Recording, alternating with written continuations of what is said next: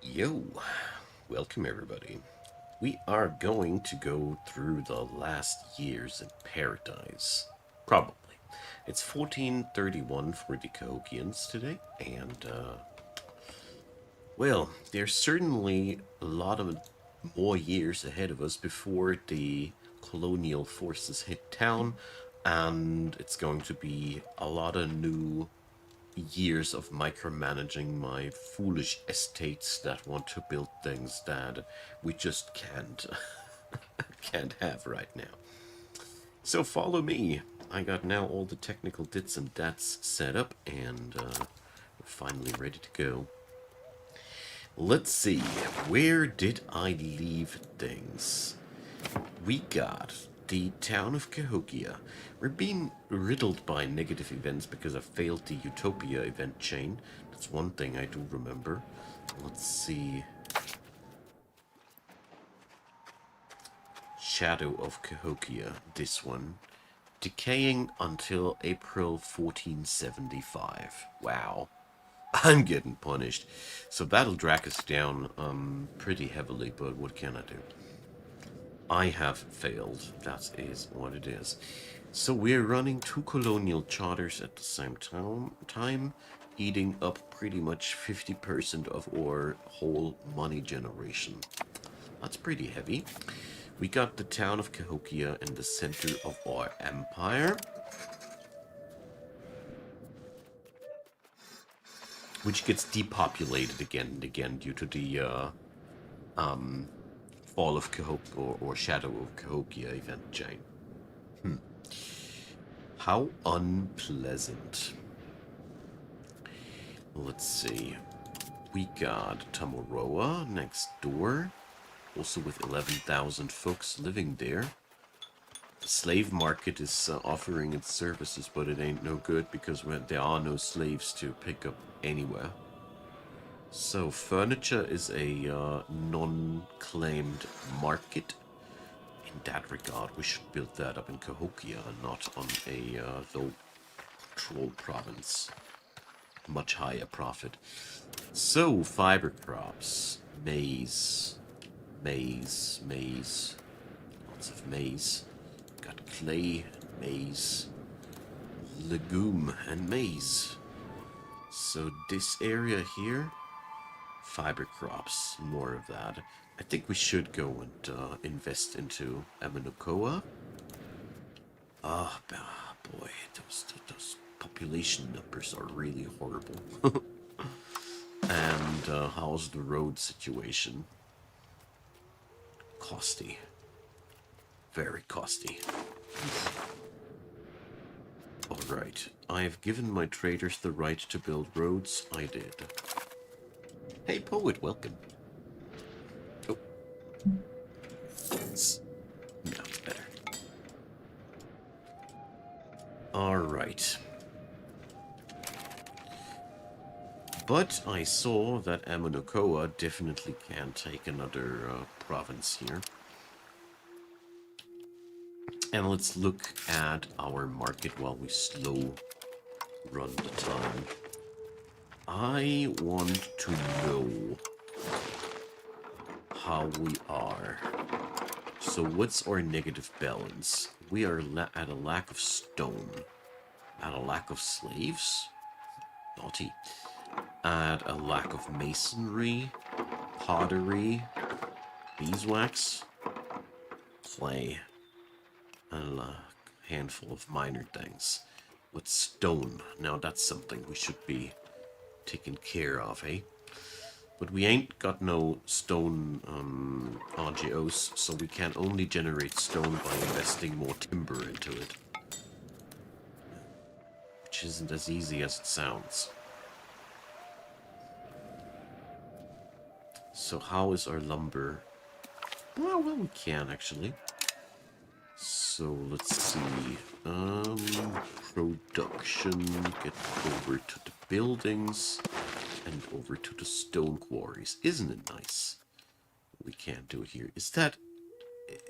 Is Miramex seriously the only place where I can't build stone quarries? Don't lie to me.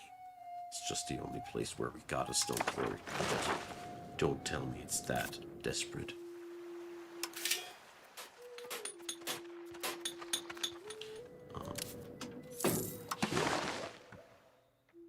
Wow. It is that bad. We can't build that in any other location. Are you shitting?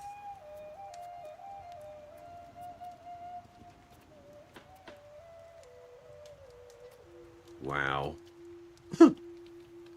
So, yeah, stone is a rather limited good. Jeez. That comes as a surprise. John T. Wireman III says, can you form any countries with the country you're playing as? Let me check it up. Hi, Bez. I'll read your post in a sec. No, we don't have any countries, sadly. Yeah, if anything, it's as Bez says, if we expand into some place that forms a country eventually, we should be offered the option to do this. All right, this is quite the downer to notice that we are running out of stone.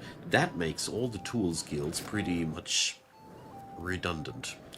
This also means that we really need to up the numbers in Miramex somehow. So that place really needs some buffing. Damn. These are problems that you don't see in other empires, because we don't have any markets to import from. We need to produce everything ourselves. We allow pottery to continue, that gives us stability. Grinning Tavern Gaming. Hey there, happy to see you, mate. Thanks for the mention. Dwarf Fortress is not off the table, just waiting for a little bit more evolution there. The Siege update alone didn't tickle it for me. Waiting now for the Magic update in combination with the Siege update, and then I'll be reforming a lot of my guide material because I think it will be outdated then. So, happy to see you, man. Will I try reforming into a monarchy eventually? Let's see, we are currently sitting on a tribal thing, yes. Usually I do, because you gain really a lot of nice little extra technologies and policies by being a monarchy, and I haven't seen too much benefit from being a tribal society yet. I don't know, it feels like monarchy is just an upgraded version of the tribal stuff. In all of my playthroughs, I haven't seen a good thing yet going out of that. Yeah, Bez, me too. I feel like being in a region like this one really shows you what's important and what's not. You can totally transport that into your other game planes. In my off-camera session currently, I was forming Ireland, but I did pretty horribly. I was very, very slow. Way too slow. And now I have the problem that everything is rather shut down. Way too slowly building up the marine and everything. But it brought me to install the latest patch, which is still in beta, because it fixed the problem that made me so slow. I had trouble conquering Ireland, because in version 1.07 the enemy can basically endlessly respawn their levies. They just don't go out. There's zombie armies of sorts, you know. You beat thousands and thousands and thousands of them, and they keep coming like zombies. Like I said. And 1.08 fixed that problem by making the enemy disperse eventually if you've beaten them enough times in a row, which is exactly what should happen. Hey, Techno Will, hi there. Imperator Rome, I haven't ever touched that, so I hope it's fun. So let's always marry your folks to random tribes people in scenarios like these. You want the children. Well, your cabinet, of course. So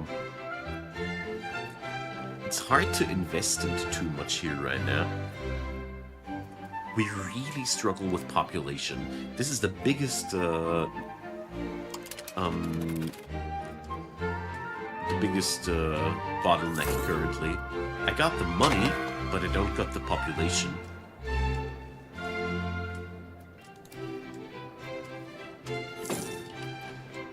So we got a little town down here, though, which is rather new. But, yeah. We also had a lack of masonry, I saw. There's a deficit balance. We have also not enough clay. Oh, jeez. Is anything working out here as intended? So, Chapusa also runs stone quarries. Hey, that screen lied to me.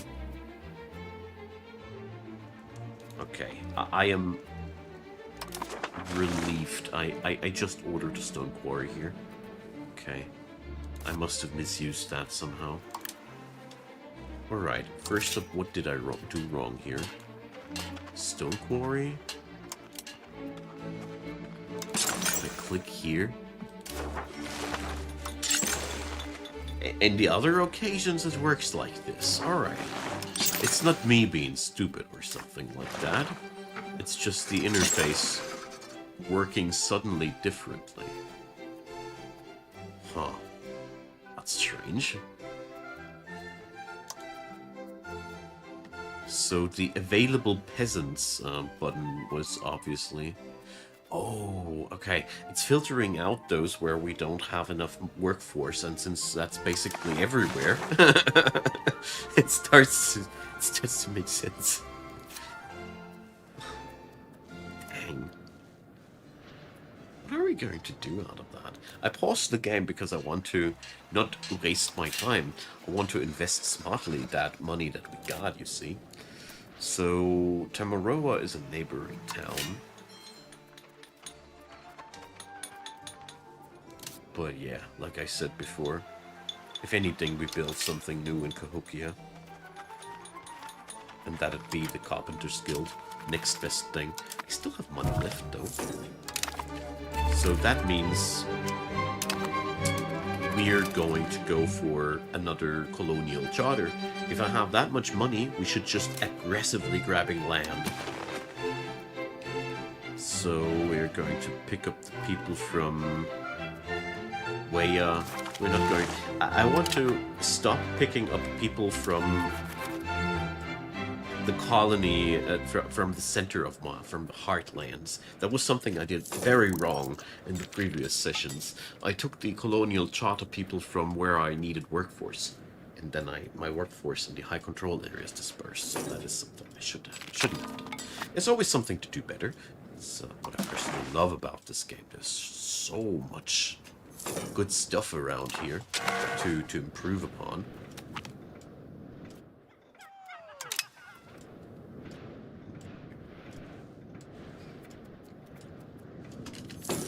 So, let's see. And then Columbus comes and forced to defend versus people, yeah. So, I will build more towns, yes. But currently, Hey, NDK, yeah, the Endless Ladies problem has been actually only fixed with 1.08. God bless. It's so much more fun to make war since then. So, the problem currently is that building more towns wouldn't really resolve the issue at hand. The core problem of our empire is a lack of or rather two materials particularly. Wood and stone. Because wood can only be generated via tools, and tools can only be generated via stone. And that is a rather unholy intermeshing problem, which forces you to be really careful with your spendings. And, yeah. Let's see. We are gaining a clay province here. That is really valuable for me. I think the most important thing now is that we pick up... We use smartly what we're picking up.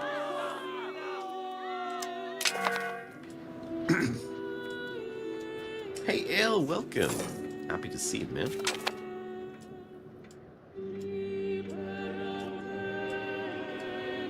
Yeah, this is the reason why I'm going east as hard as I can, to have grabbed everything the European guys can go. That's why I'm not expanding west too much right now, because this is the contested line. This is just where the hot where the problems will be.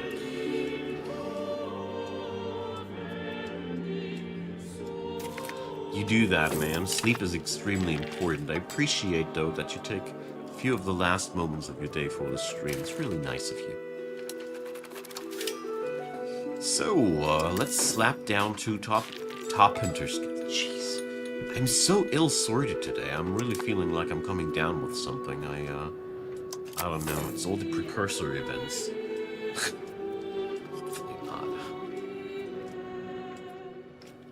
You know, it's one of the wonderful things about having children. Once they go to school, you get the best of the best bacteria out there. So, we're monitoring closely what you're doing, guys. Bridges are okay, though. Bridges are okay.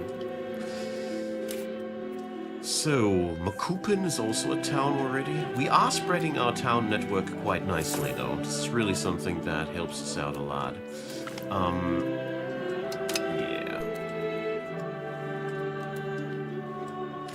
Here. Cahokia. I used that so far for my various needs of building materials, and let's make some masonry here. Come on, guys, don't force me to manually do recipes. I would hate to do manually recipes. They should be making that out of clay. But they will they will make it out of clay again if I over-provide clay. What the hell are you guys in Ochechiton doing? Wow, they built so many useless buildings here. Let's just erase them. Thing is, they don't even have enough population to host all the salt RJOs. And yet they're building like a crazy bunch of buildings there. Come on, guys. Focus on more important things, like increasing your numbers. So, they're building a sawmill over there. Do we approve that? Irrigations are a no-no, because irrigations are eating tools. And tools are a very, very limited resource. So, let's see. Halt. Give me a short moment. So you guys want to make lumber. How is the lumber situation? We are above demand. So this is not going to happen.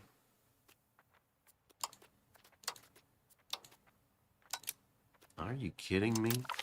Nice try though, but you're not getting built. So, Mason and Cahokia, that's my idea. The sand pits there. I don't want that. This is with the with these tribal runs, you really gotta be limiting the nonsense they're doing.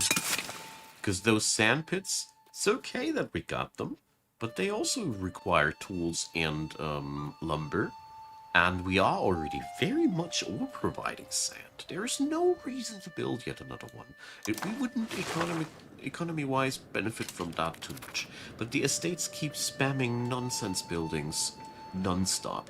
This is more like a challenge of chasing out the bad decisions of your estates.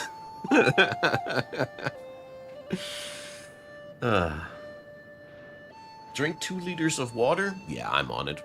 See? Settle tribesman option should be, I think, should be...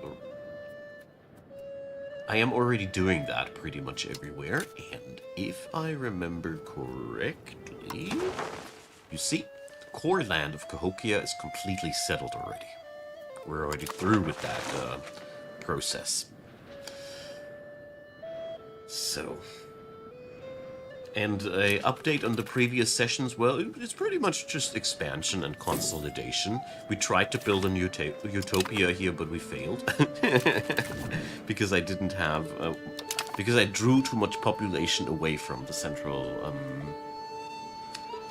provinces. Was my mistake. Misplayed that. But whatever. Volkov, hi there. Pikachu, hey there. Long time no see. Happy to see you, man. Even if it's just a lurk. Oh, this one, well, we are, Volkov, in the phase where we want to prepare ourselves as good as we can from the impending doom that will eventually come over us. I mean, the Cahokians are in a very, very interesting spot, since they're sitting pretty much in Central America. The colonial forces do take their sweet, sweet time to get it to us. The downside is technology doesn't spread to us too much, so the attempt here is to build a primitive, wide empire. I have no clue how well it'll go. So far, it's quite okay.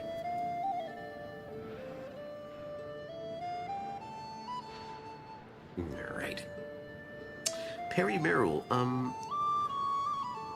the tin was somewhere around northwest, or... oh, I can't remember anymore. Somebody told me that I need to explore into some direction there. But we'll be getting there when we are getting there. Feel free to advise me when I have the necessary tools to actually do the exploration, because currently we're lacking manpower. Can't do anything. Speaking about this, can't we build a sergeantry here? Oh, jeez.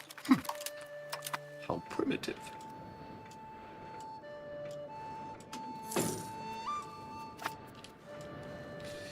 Well, the problem to force my population to reproduce faster, L, is that the buildings to do so require resources that I don't have too many.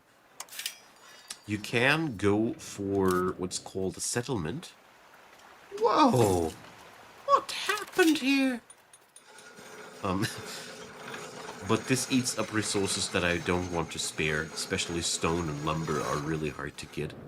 And settlements are the easiest way to increase population, but this place is practically depopulated.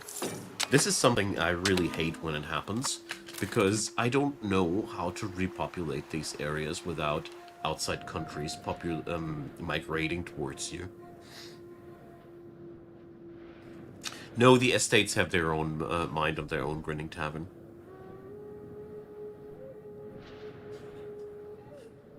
Yeah, the tribes you're mentioning, John, I have played already in a different playthrough. That was my first attempt at the Native Americans. So, yeah, let's see what the Parliament has in store for us, huh?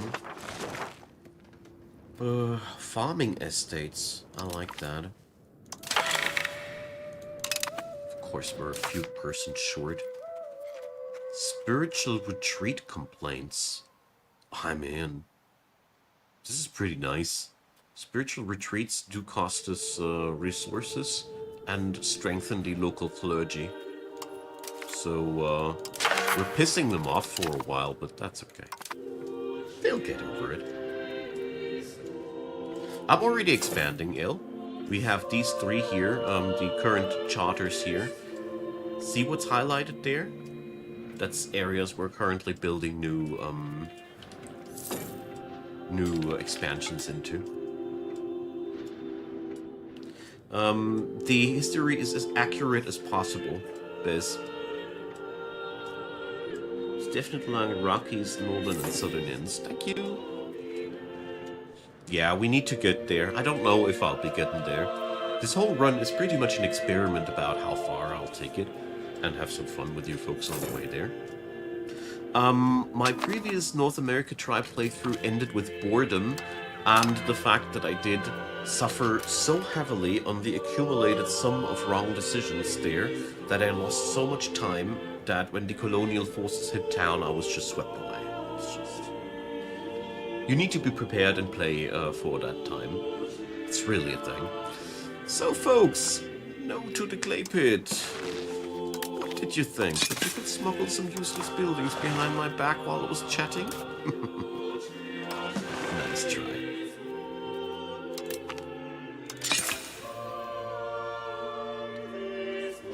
Alrighty.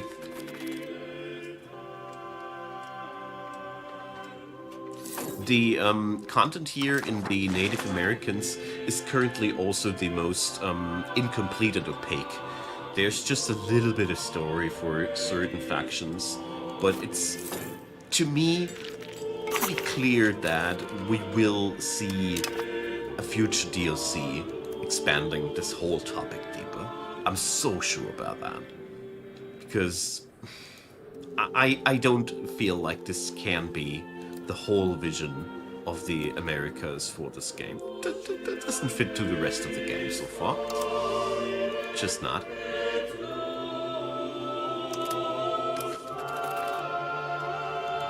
But what I do gotta say is, I love that with this game I've had so far the feeling that there were little challenges or little mini scenarios left and right.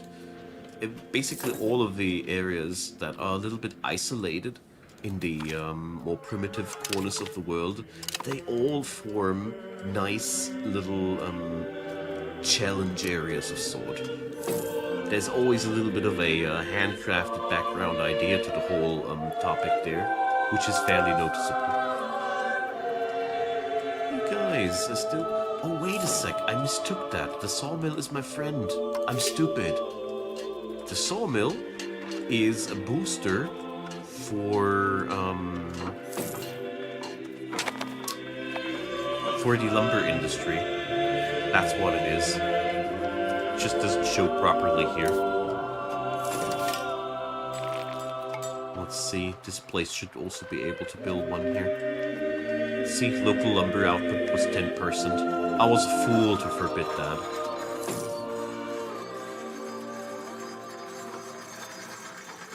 Alright, you do you. I'm sorry. Sometimes my cancel culture gets the better of me. But jokes aside, when you're playing these scenarios, you really gotta be on your toes what you allow them to build and whatnot. This run almost crashed because of the sum of horrible building choices that the estates went for.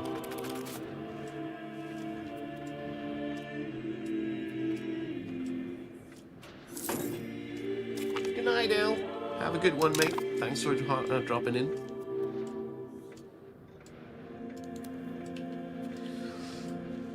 Alright, I feel like it was a proper choice to heavily invest into expansion if I'm not able to go for more economy growth here. But we are in a deficit of tools here. I don't like that. We have, though, a nice oversupply of tools, but the market supply will drop eventually. So, let's see. Exploration. Definitely want to have that. We can't even research it. I highly doubt it.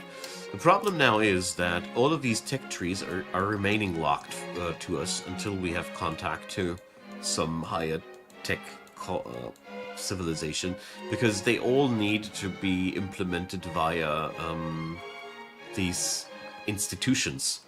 And these institutions all just spawn in the old world. And that means until we have contact with the old world, we are limited to tier 1 and tier 2 tech. And that is really, really the whole point why it is so hard playing tribal in the current version of the game. That is the main problem.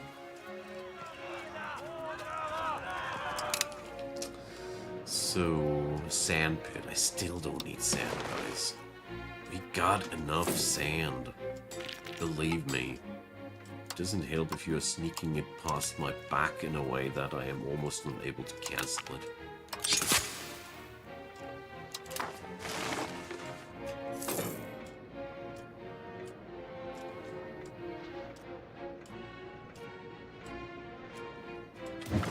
will do. It's hard to tell for me with the music where it's at. It's also that the soundtracks all have a different mix-up. Let's see how that goes.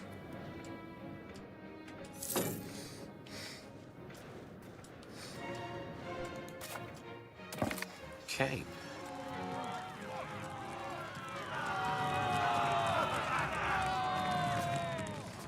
I prefer stability.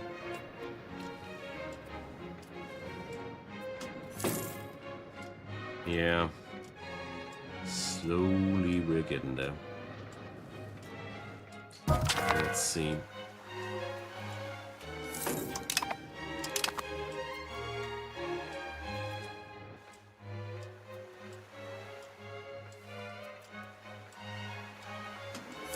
Fur, stone.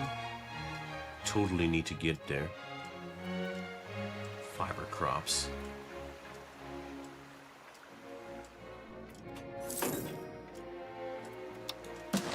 So let's just keep going. I mean, yeah, it's the fourth colonial charter at the same time, but the earlier we integrate these areas, the earlier we will have a better a stronger empire. We like.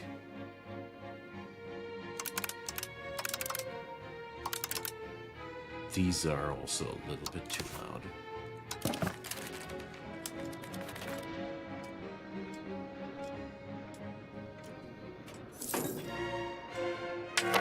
Yeah, Volkov, this whole balancing here serves primarily to make sure that a certain historical accuracy is maintained.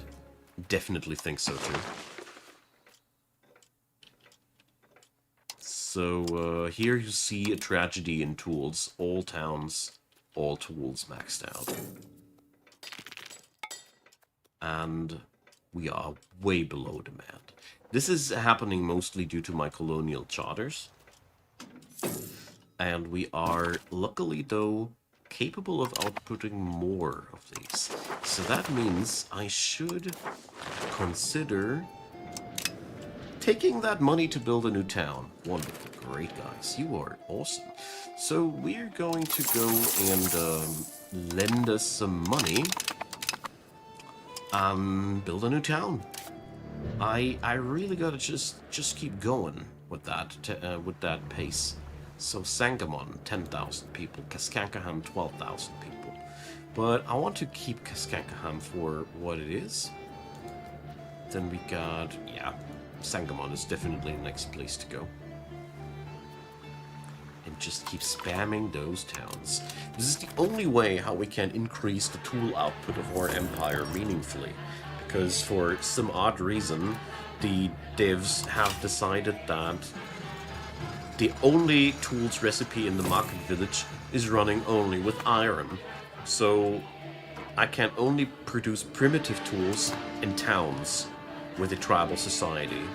I really hope they fix that eventually. This is currently the most lame thing about the whole build here. That really bothers me. Putting people into the cabinet just would cost me money, and none of these things are too pressing matters. People will die eventually, and I mean, we should be investing a little bit more into legitimacy here, true. Maybe that's a good investment here, yeah. But the tribes people matter, though. Doesn't deserve the effort. Nah.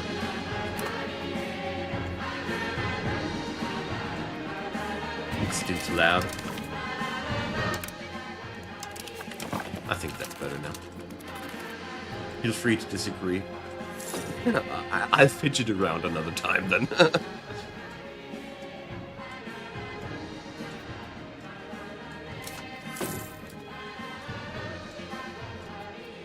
But I feel like I should be always at all times louder than the music around me.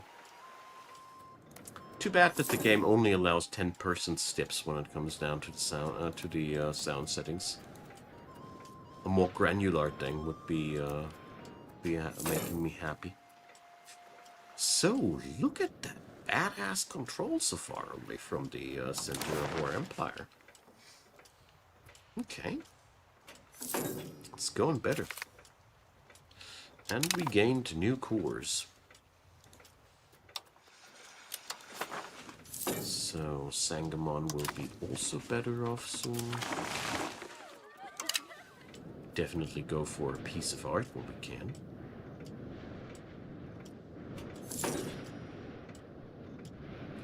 The problem is, Bez, my voice output is already pretty much amped up on the max of what I can do. I've always been a pretty low talker, and I already have gain maxed out and all, so there's really not much not much freedom there to go for.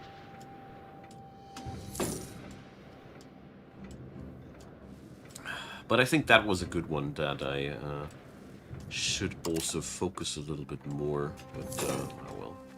Currently we're a little bit broke, aren't we? Hey! So at this point, I am going to go rather pragmatic with things. We are just going to click through. There's just nothing we can reasonably cherry pick for anymore. I have already done the cherry picking on the previous sessions. Let's see. Useless things like trade capacity, diplomatic capacity.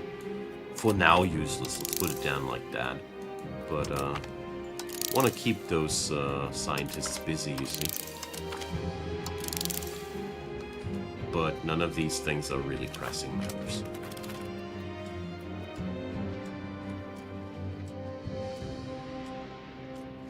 Okay.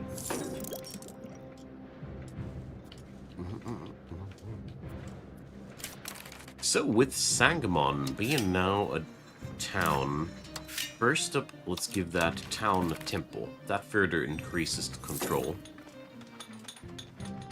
It also increases the demand of items that I don't really provide, but whatever. I'll get the best out of it, I guess. What are you guys doing here? A local assembly. Don't feel like I can really change them from doing so. Local markets. I love those little useless estates buildings that they keep spamming. These also I can't cancel.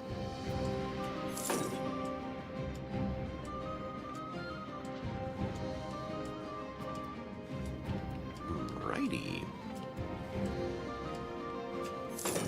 Yeah. But I still feel like I'm going for the proper play here by hardcore investing into expansion. As long as we still can, you see. The populations in these provinces will all grow, and even small areas like this backwater province here, you see, it still provides a small amount of money. They are, due to the fact that they are all my own culture, or a very compatible form to mine, but since it cores immediately, it seems that all these lands here have the same culture as my main culture, which is quite fascinating. In Europe, you have to do way more pop assimilation. It's just a thing. Dunraven, hi there.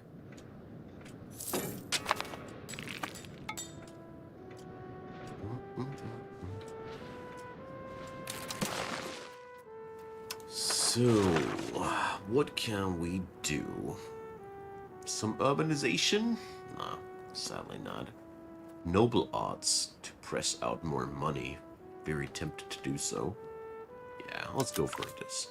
Noble arts is always a nice and easy way of getting some extra money out of your noble people, because they inherently get happy when that policy is enacted. And, well, we obviously can't tax them harder. But I would if I could.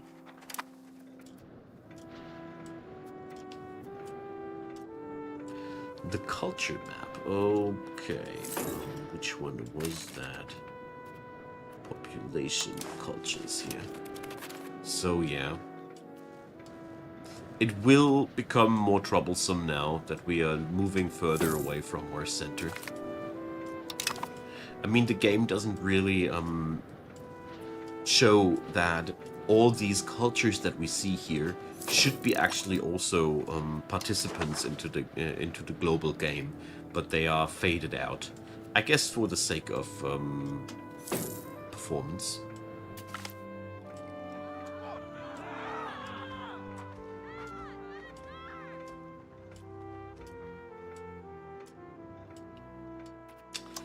So, go.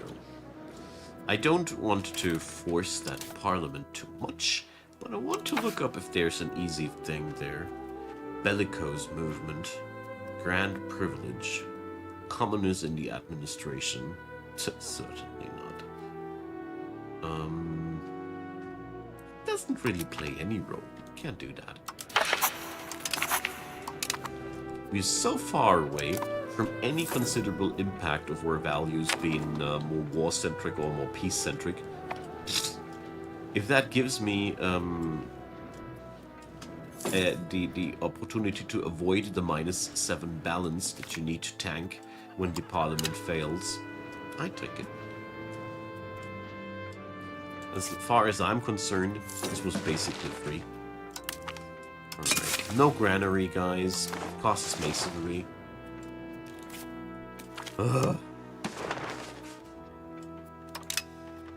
No clay pits. Period. Tool guild. Build. Now. Damn, those guys. They sure love their sand and clay pits.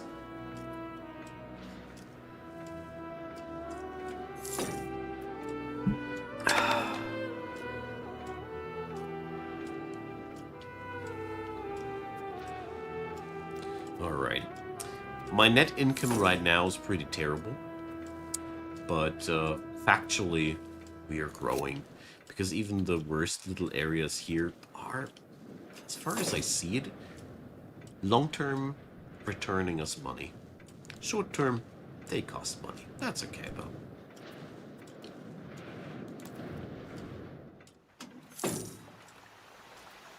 So, the town of Moingwana. All those crazy amounts of fiber crops. Nah, you thought you could get a lumber mill behind my back here, huh? No. Nice try, but no. Only nobility as leaders. Oh, get lost, man. Get lost. Way too much of a privilege for folks like you. Alright, so here we will get some extra stone, even if it is a very, very low amount. We gotta be starting somewhere, I guess. So... can't we have another one of them sawmills? I like the concept. And this one... in a province that is fully decked out with RGOs there. Should be good. Ooh, hello there. Too bad that I ain't got the money to expand that. But, yeah, we're getting somewhere here. So, what do we have here? A local shrine. Okay. Ha! You guys trying to build a granary again. Not under my watch.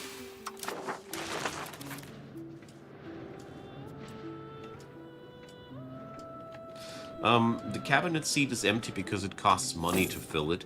And the matter that this guy is fulfilling is such a low pressure thing that I'm currently unwilling to pay 14 bucks for that. Rather invest my money into more pressing matters, you see.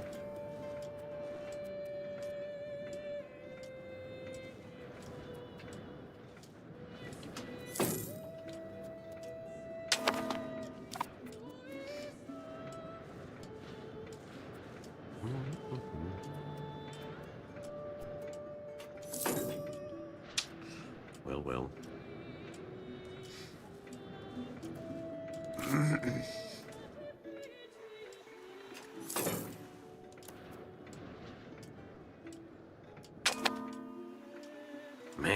population count here in Macoupin is just horrible. I got towns that don't have the population to be towns. It's really terrible. Ooh, Kaskaskia can't host another tools guild.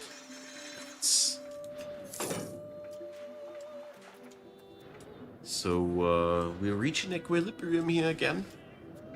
With 4 colonial charters running. Why are granaries negative ADM? Perimeral asks. The thing is, granaries do use up masonry. They require a pretty substantial amount of masonry to operate, and all they do is provide local food capacity.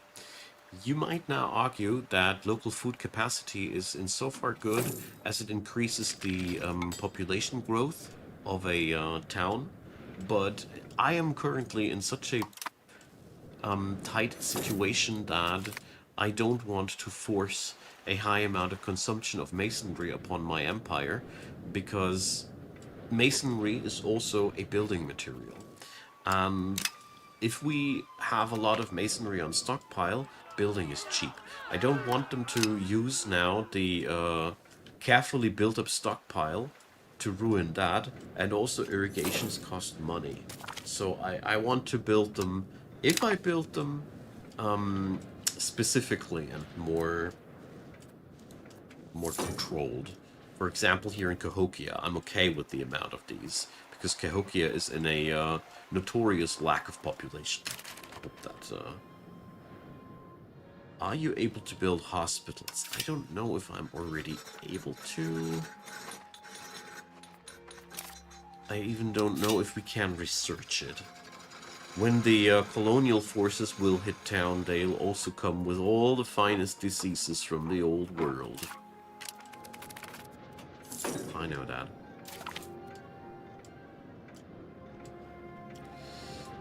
So, less useful technologies again.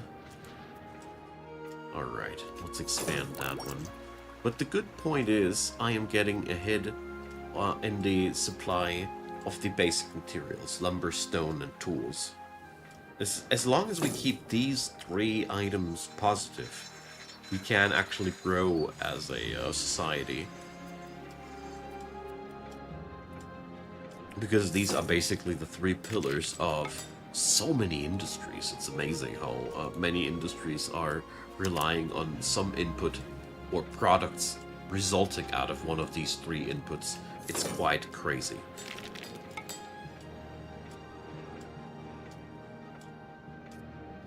Alrighty. A bridge. I appreciate the estates building bridges. Bridges are making the control go up because they lower the proximity to or increase the proximity to the capital. They lower the proximity cost. That's the wording I wanted to use. So, let's see. Saltpeter Guild. I can hardly imagine that there's real demand for that on the market. How about the paper, though? Not so much either. Books. Anybody? Books. Books. Yeah, better. There's not so much of a high profit margin here, but, well. So we are over-providing masonry, so let's unemploy this one. So we have a few more workers left for other fun projects. Like... Yeah, I feel like the spinner skill should be a nice choice here.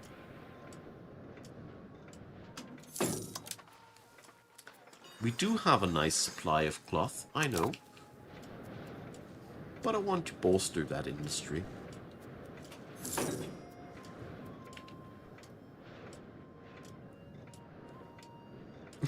Major, I somehow agree with you. I tried to get into Wiki 3 and I somehow had problems with that.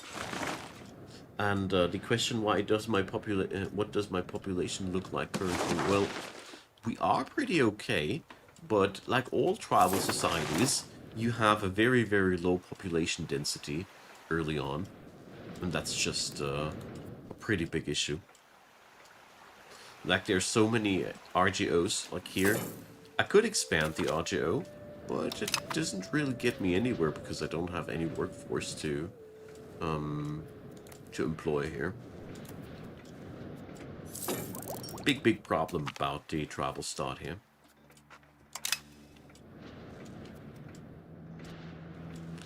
Our revolting chieftains are revolting. Ah, there. They're fine. They're gonna get over it.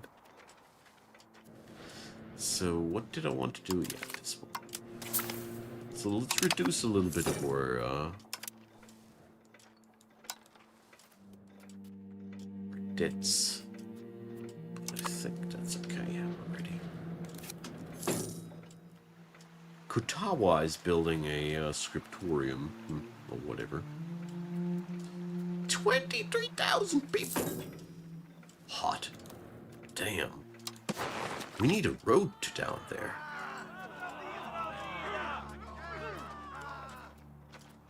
So...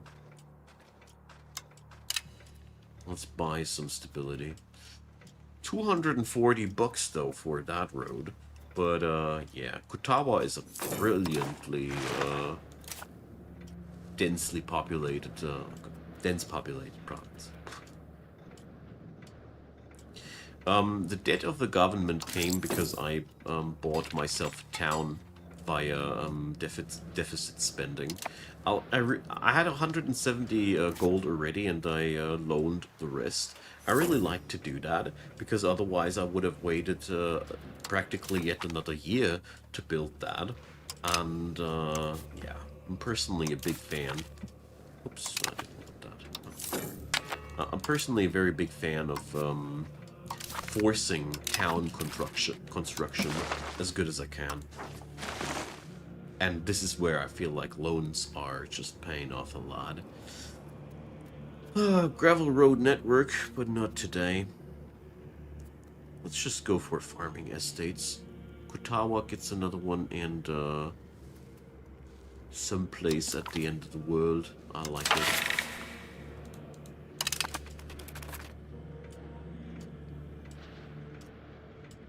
Yeah, loans do exist for a good reason, right? I really like to utilize them for big investments. Also later down the road, when we gotta build cities, I feel like that's also one of the most excellent ways of getting there. Wow, we only pay 22 bucks right now for expansions here.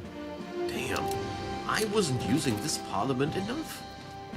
I just realized how much of a miss that was. Like, we were now able to expand so much faster just by that cabinet thing. Ah, thank you. For once I don't need to nudge for one person.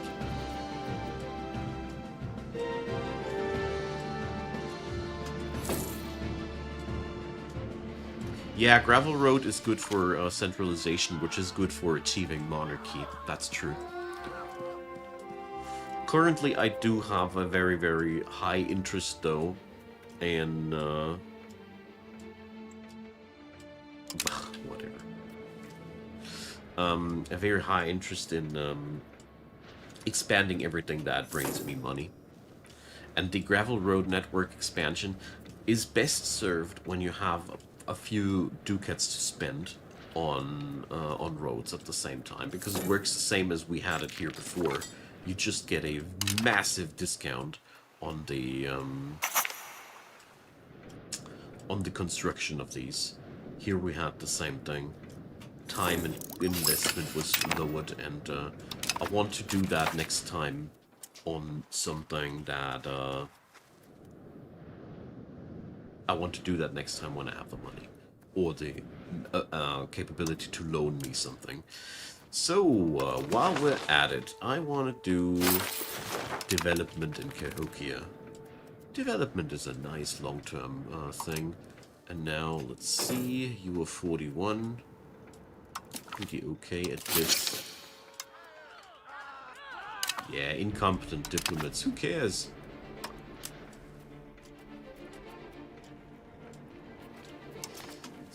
let's see. Do we have already regions where the assimilation is necessary? Not really. Okay, so that guy definitely should be doing something else as soon as I have hired another dad guy. How about stabilizing the country for the time being? I really like to have high values of stability and legitimacy, because that allows me to generate just a lot of tax money. I somehow don't have the capability to build a sergeantry yet. I don't know exactly why, though.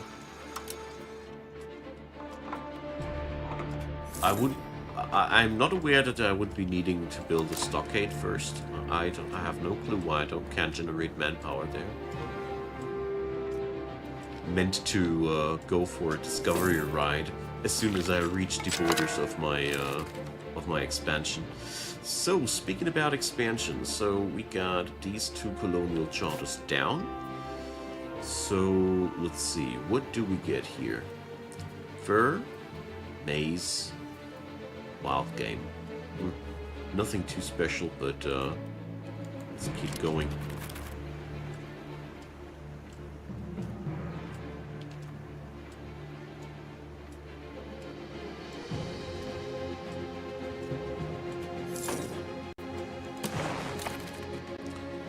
So, let's take the population from the neighboring province, so it doesn't hurt us too much.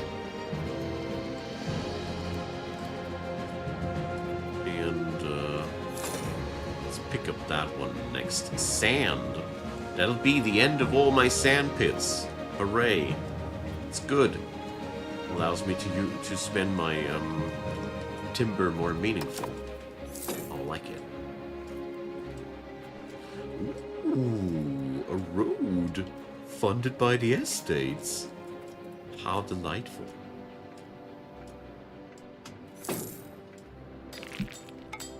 That is making me very, very happy. Maybe the sergeantry doesn't work because I'm a tribe? Very good take. That could be very much the case.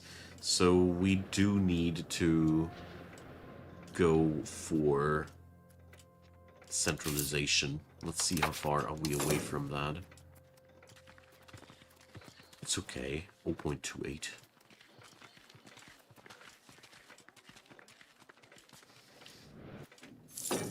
Alrighty. Let's work towards that and take all the centralization efforts that we can take to form ourselves into a monarchy. Probably should have forced that faster. There's a lot of little things where I feel like I could have done better, but that's okay. I'm here to learn something after all. So, let's take this one yet again.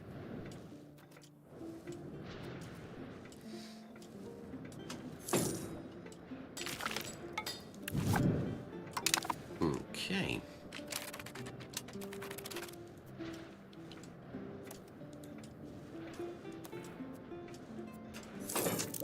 At least I got myself some cotton now, which has no demand on the market. Okay, fine.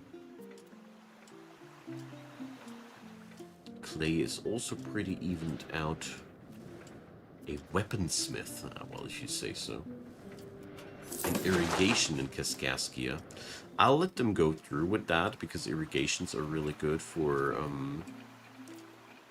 provinces where there is food production, even if they are taking a bit of my tool portfolio. But we are a little bit ahead of our curve, so that is fine.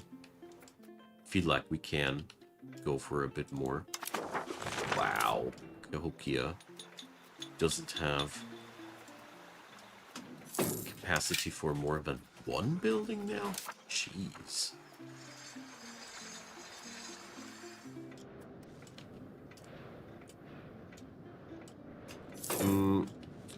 Well, bailiffs are creating proximity in the first place. They also create demand for a few items, but the most important thing is that they are increasing control by acting like a tool that shortens the distance between the capital and the province, basically.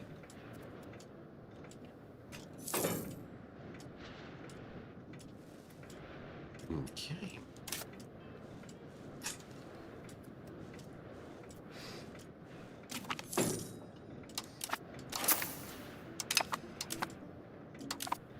Loan repayments, I think, are a good thing to do.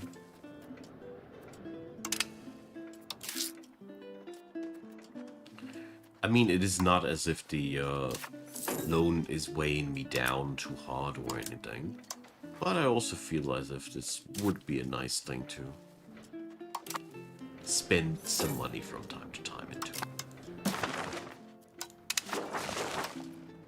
So my 61-year-old dude is marrying a 17-year-old woman. We are not going to judge anything happening here. So this is, for example, a useless irrigation, because it's increasing the food production of an area which doesn't have any meaningful food production. Did I now just cancel some other production? No. Irrigations are at this point nothing we do require. Fruit orchards. Jeez, guys. What the hell are you doing? We got so many fruit audio things. Sheep farm. Is there any wool demand on my end? Alright, I'll let that one go through. Hey, baby boy. Yeah, I do my best.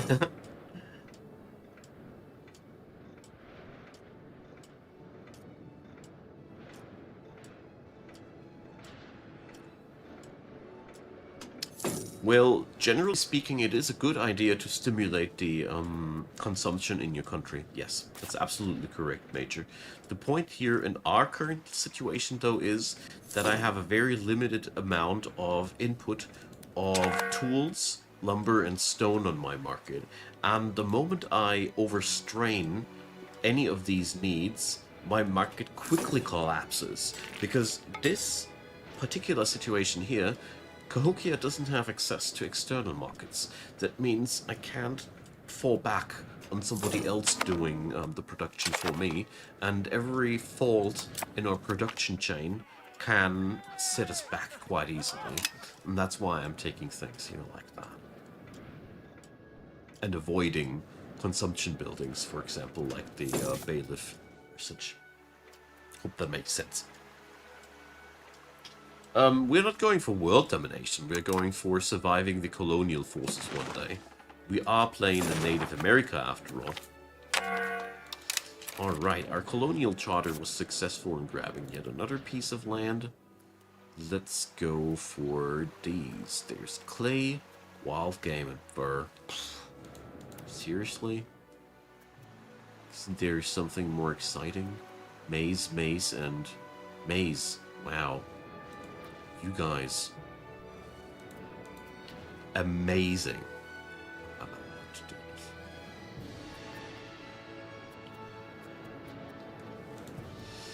So, let's see. Tom Bigby. Wild game, fiber crop, medicine, stone, sand, wild game, wild game.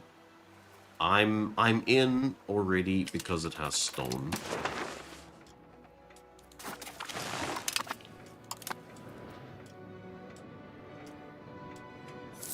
Exit 19G. Yeah, I see the similarities between Wiki and EU5. Yeah, economy collapse due to tool deficit. Yes. If you are not harshly administering every or monitoring every single of their steps, yes, it's so easily happening. So let's give the Merrimack people another quarry, I'd say. That'll help us out in so many ways. There we go. Well, world domination if we survive, okay?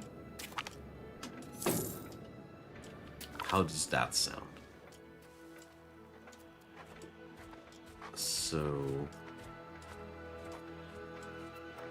we definitely charge people that want to enter my country. Ugh. So... Chi. Alright.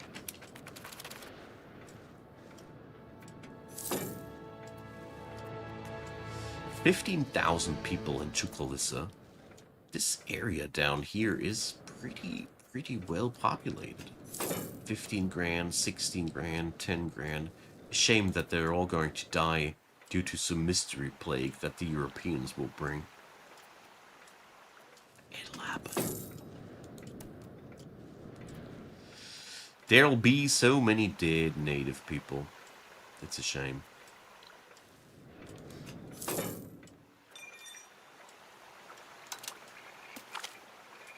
Okay.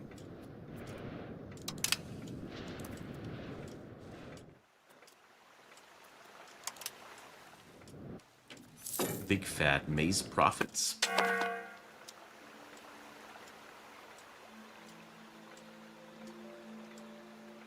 Okay. Colonial charters against the border gore? You mean that? It's already on the way. Currently filling out these gaps here and trying to fill as much of the area here, which is bordering what the Europeans one day will bother us or contest us with. Yeah. I don't know why they're not using the cotton yet. So, what could we do? Sponsor noble arts for a quick buck. Balance the budget. Not really interested. Gravel network currently. Yeah, let's take the noble arts.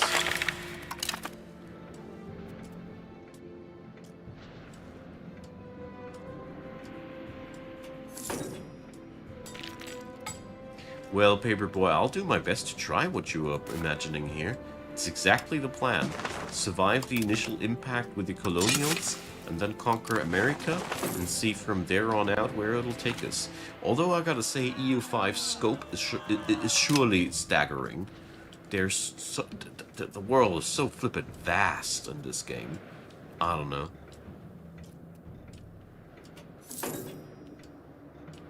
You really feel the size of the world with this game. Something I deeply appreciate. Alright.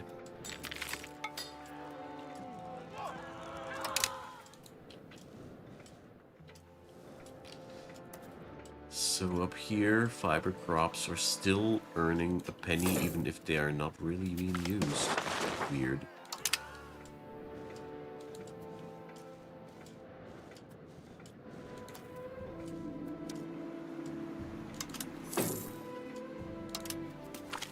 Alright.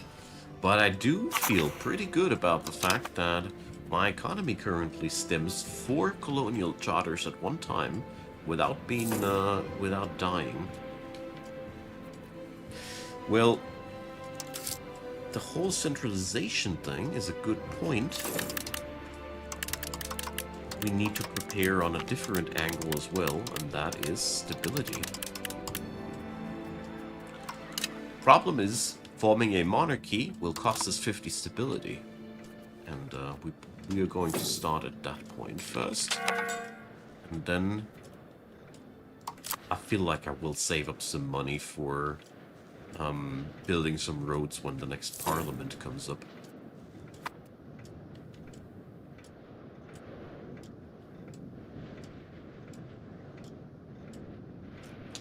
Well, thing is, Western area will not be taken away from me anytime too soon.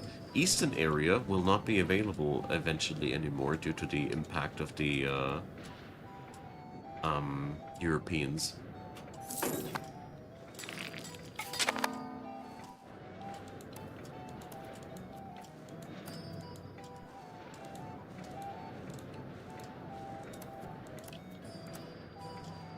Or this corner here probably next.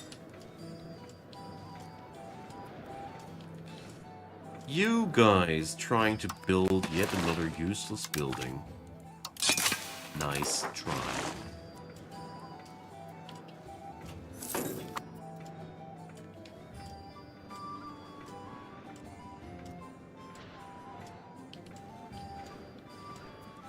Alrighty.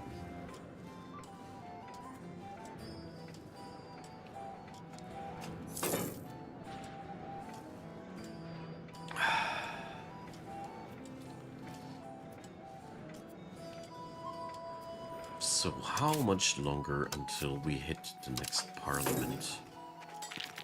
Much longer. Much, much longer. So, sandpit. Can't actually filter it like that. No, can't.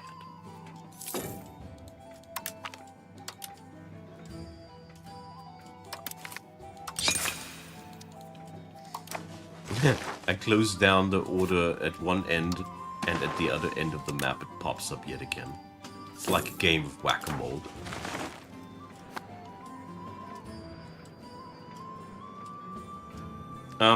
The money of the estates gets refunded into their pocket. There's no damage done with these things. I just force them to funnel themselves into a different direction. If I cancel one of my buildings, I also get the full refund back. So, we don't need to worry about that. So... thing working towards centralization here. I want to taking this.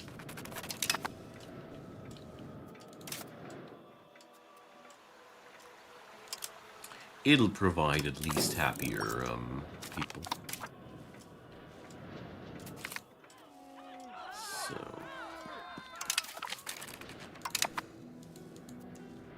what do we have here? Another maize province. All right.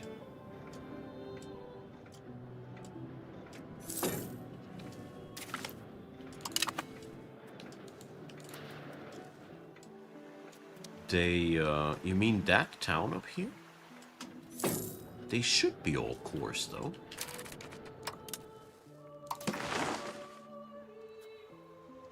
Something here isn't. Interesting. No, that's already.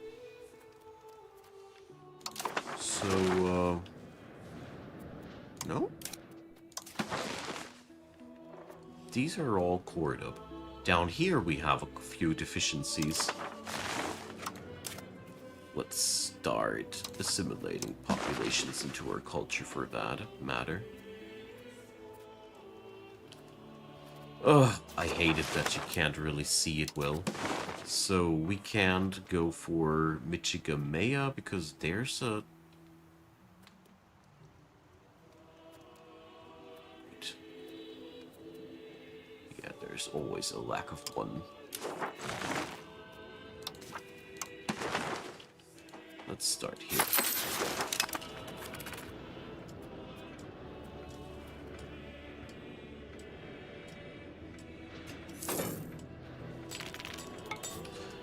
So here everything is as it should be. But still a good pointer. I think I do well at starting to integrate the parts that aren't integrated yet. Glass Guild. Oh, well, fine.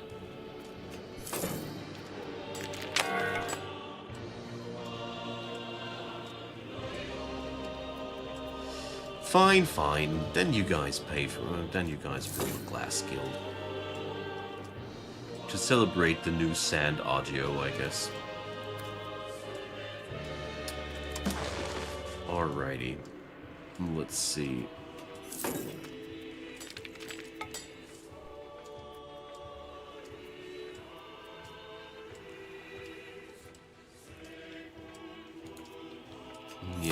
all the highish control areas are already pretty developed already. Here we can go for another sesh. Chicago sand. Chicago sand. Farming villages, quite a lot of them. Whatever. Oh, this one is also pretty good. Although I gotta say, the fiber crops are all nice and dandy, but we're not really making much out of it.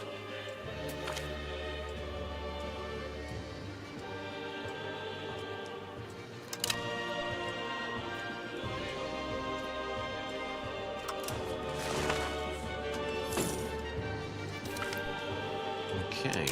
Yay, trade efficiency. Not useful at all, sadly. Another farming village, or whatever. I'll let them. Charkeys. Another core. Nice. I don't know. I feel like shying away from investing into more fiber crops, RGOs, because the price will ultimately plummet. But for the time being, let's do it still. Oh. 3 years. Yeah, I want to start saving some money now. Are they also hell-bent on the clay maker? Not the clay pit. They never give up on those clay pits. I don't know why. We got enough clay. Don't need that. Oh. We ain't got enough clay anymore. We do need that. Whoopsie. So, but that ain't much of a big deal. Because there are sources. Better sources for this material.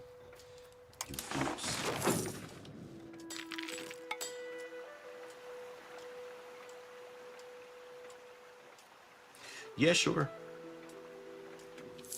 Should expand on that area where the town's in. Wainguena. Let's see. We get there. Legumes and lumber. Lumber is always tasty. Always love to get fresh lumber. Lumber makes stone, stone makes tool, tool makes the world go around.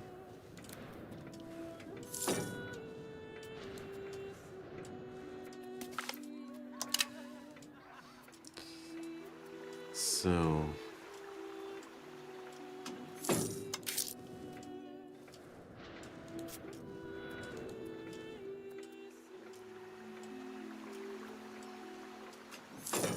sadly does take quite some time until I can do so.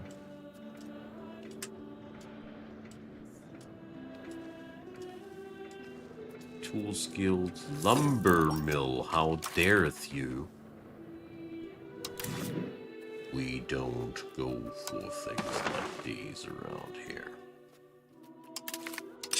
Thank you.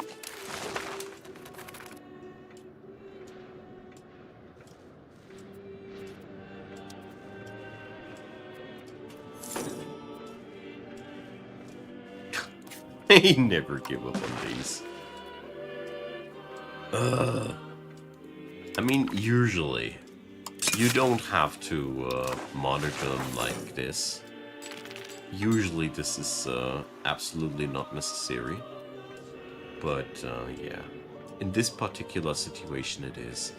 Lumber mills consume tools to produce lumber. And as you see here, we are so close to our supply and demand limit. Nuh-uh. Not happening.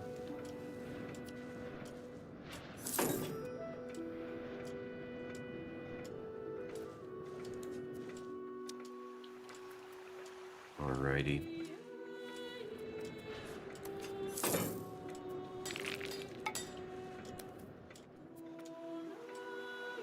I want to keep expanding on those clay RGOs.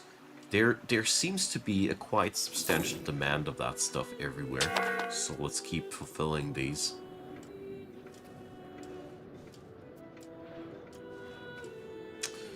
So, is Michigamea actually now cored or not?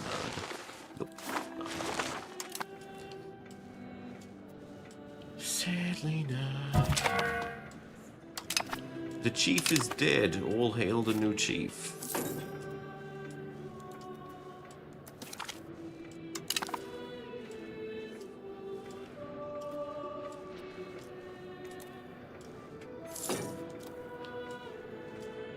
Oh well. I allow them these settlements. I'm quite happy that I get free settlements, basically. Alright. These clay RGOs are not too profitable, but I deem them important nevertheless.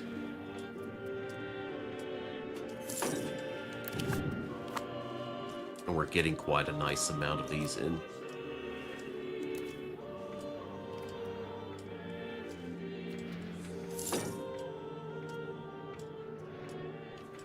Not right now. I need to wait until one of these 4 colonial charters are through, because my money is very, very much at the brink. Promise, I'll do that one next. So, I'll be taking the gravel road network thing now. Not because I want to build roads, but I want the successful centralization effort here.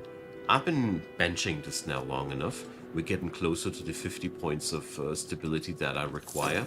It's all as it should be.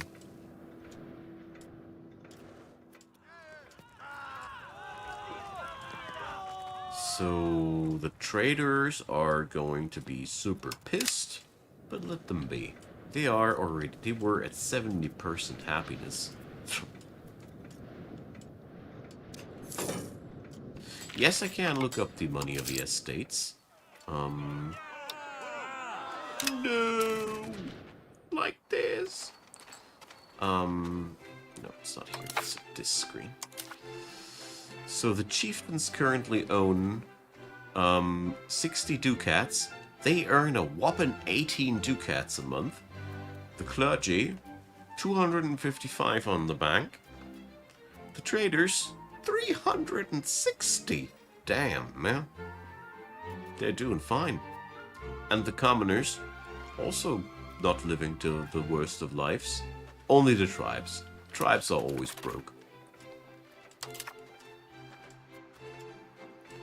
Address guild hall complaints. Local market complaints. Hell yeah. Let's nuke the influence of the traders. I like that.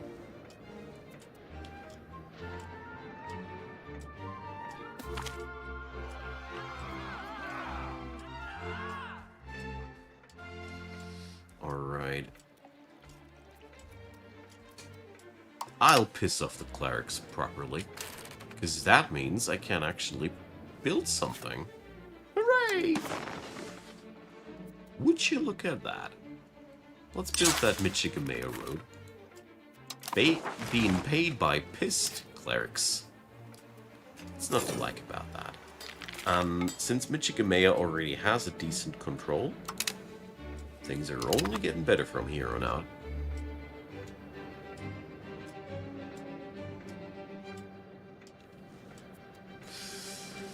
So there we go. I'll draw this gentleman away from this, and let's see how close we can get towards centralization.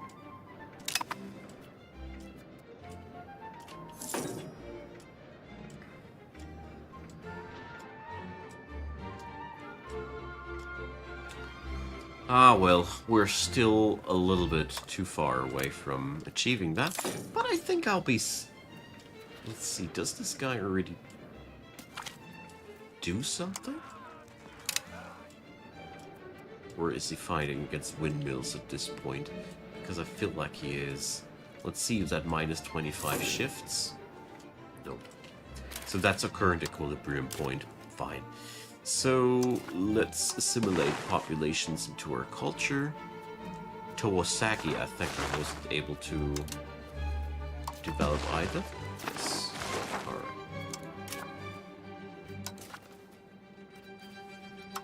And then I beg thee, fine people, not to run away. And I'll fetch me a water. Be right back in a second.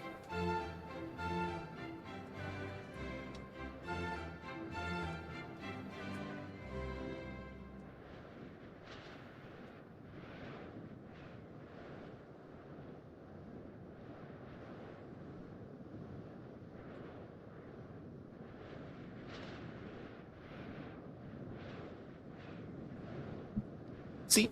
Promised you, not a long water break. Ah!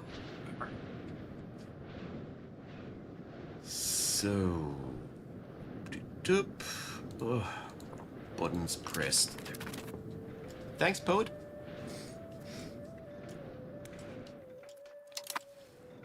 Alright. So far, we've spent 25 years today, and, yeah, we're getting somewhere, I'd say. So let's see if that road does something for our centralization.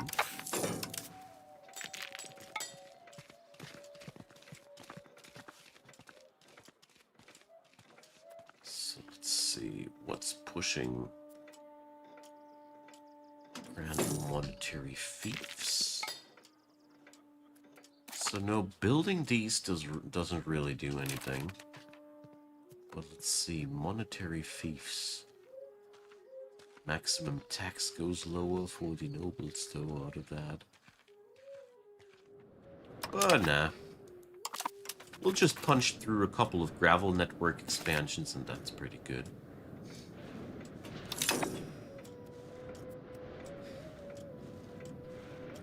Oh, look who's trying to build a sand pit again.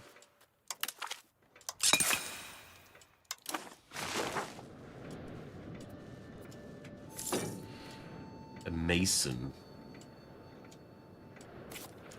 Aren't we good with masonry at this point, say?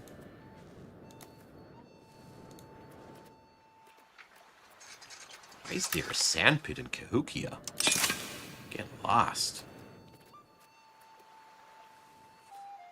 Okay, so sand pit and yeah, we really don't need that. We are oversupplying masonry already so plentiful. This building's absolute nonsense.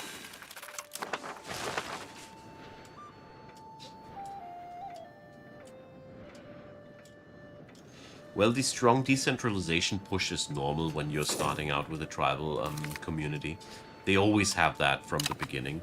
I mean, it does make sense that a community like that doesn't strive naturally towards centralization. And I do think that I can do better in future runs on that end. I feel like there's quite some room for improvement there.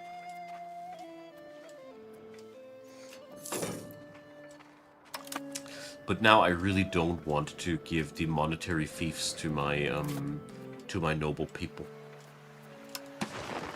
Because they do provide quite a lot of my tax money. And being able to tax them even less, not good right now.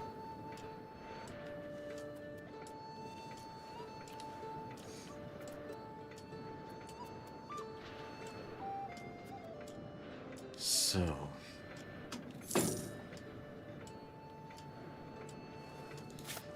let's see all those small new locations down here.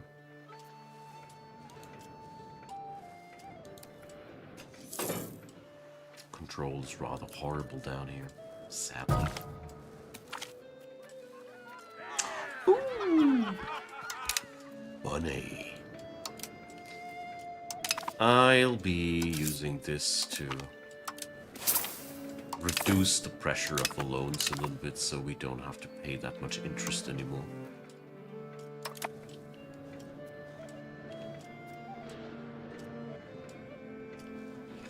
I really don't like too much to take back privileges from people.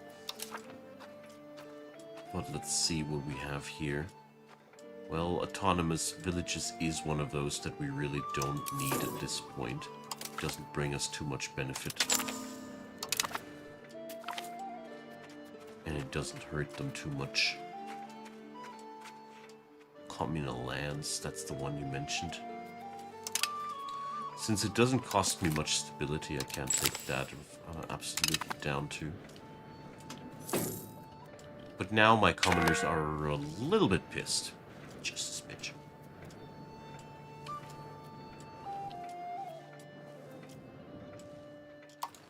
Let's see, what kind of rights can I give them back that are not so much of an issue here? Wow.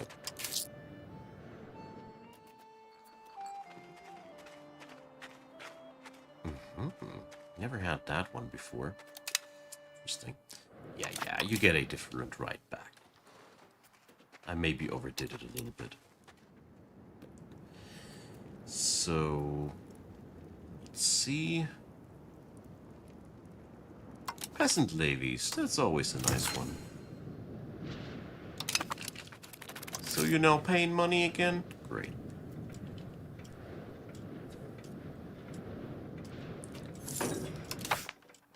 So, yeah, now we're getting forced centralization for free.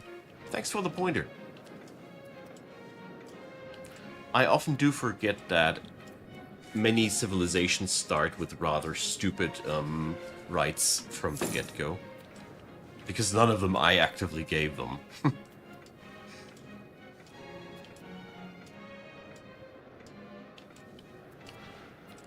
It's quite fascinating how cheap it is to lower the rights of the people for this culture, though, isn't it?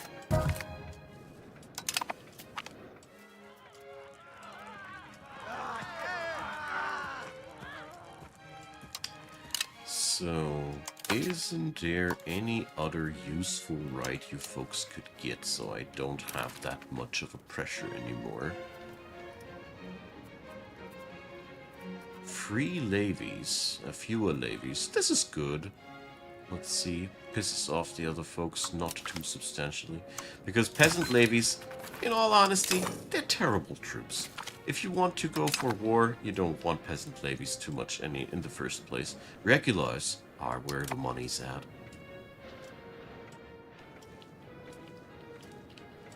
Yeah, with the privilege curtailing or optimizing, there's something I still have to learn. It's a fun thing, yeah.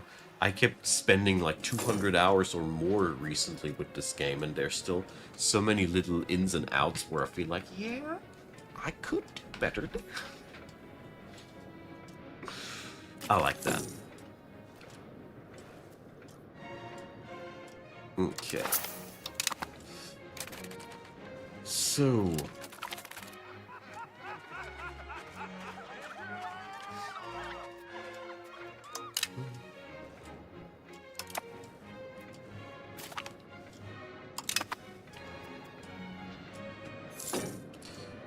Alright, so far so good. A couple of those colonial charters will eventually run out. Currently my money situation is a little bit unsavory. Is Michigamea finally cored? Still not. Jeez. Come on, give me a nice event for the commoners. I don't want to have to manipulate my cabinet to force them down.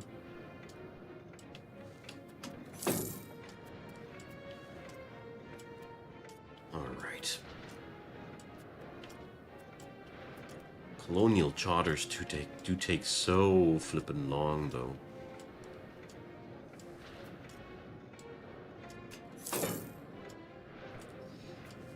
Alright. So we're going to go a little bit for a rebel crackdown now, just to slow their advance a little bit, because I don't think I would need them, but it always gives me a bad feeling when the number goes up that quickly.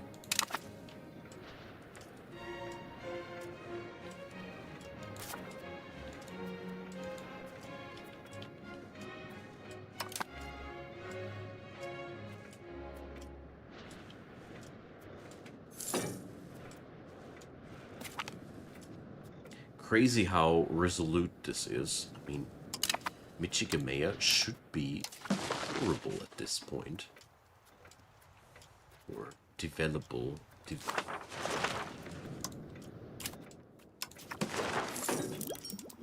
But it's not, because we're lacking still one core province. Whatever.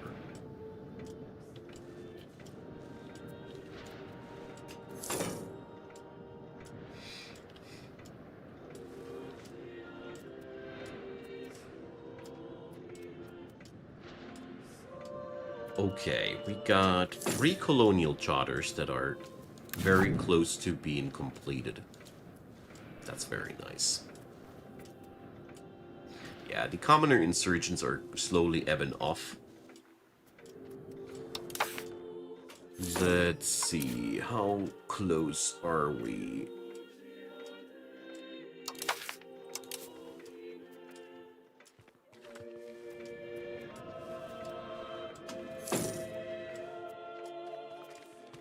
Okay, as soon as the insurgency is over, we're going to go for pushing towards centralization, I think.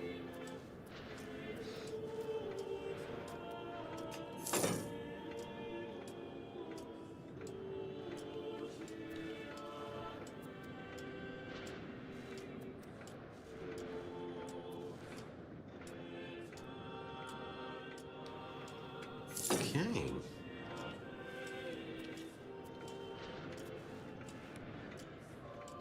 Oh, there's finally succeeding. Nice. So that is, to me, the point where it's fine. Here I want to give things a little bit of a push, because it would take really long without extra help. We still do need a little bit of extra stability to pay the 50 points. But since we don't need to pay them in one go, it's gonna be fine.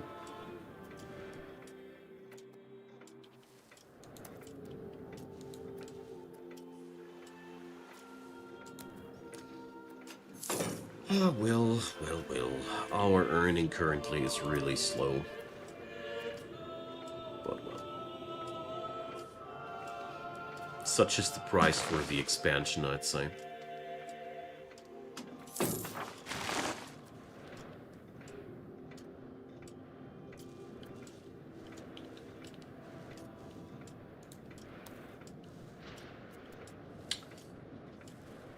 Okay. Chieftains are unhappy too. We are one unhappy tribal family right now. But that's always what happens when you're fidgeting around with the rights of people.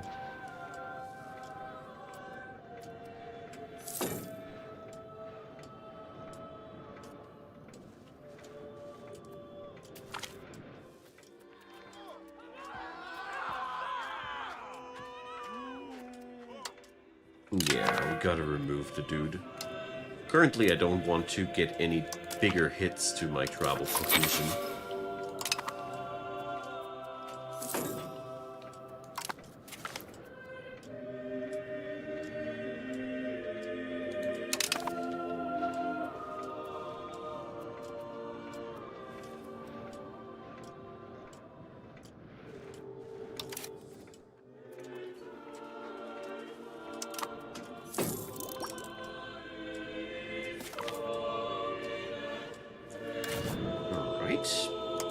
That's the Medicine Province, with 10,000 inhabitants. Lots of people living here. Nice.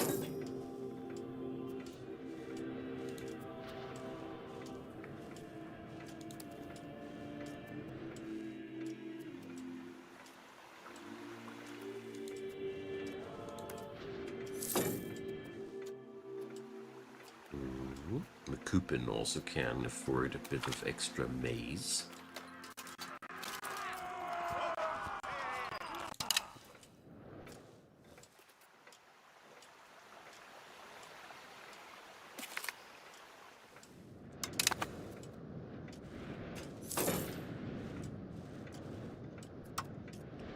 how do these guys manage to be... Ah, Michigamea is finally here. I was already wondering when the heck it's finally done. So, there we go. Let's continue with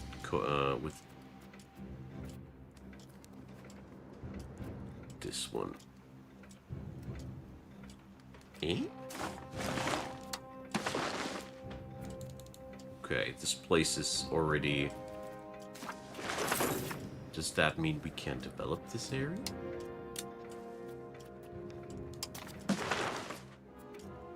So... we... don't have core status on all of the areas here. But there's... Okay, I must have misclicked somehow. That must be it.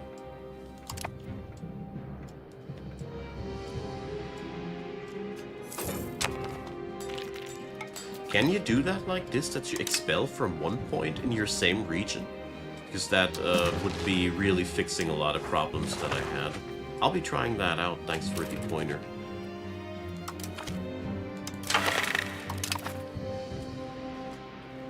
But we'll be experimenting with that lately. Sadly, pops don't move between markets. Thing is, if you don't... if this here does do the trick... Because encourage migration usually does pull people to a region, but if you are not connected to other markets or other countries, I felt like, it doesn't work. Maybe this is the thing. Thank you, thank you. I'll be trying that out later. I've been looking for a way to move populations from one point to another since quite some time now, because I've been asking myself the same thing.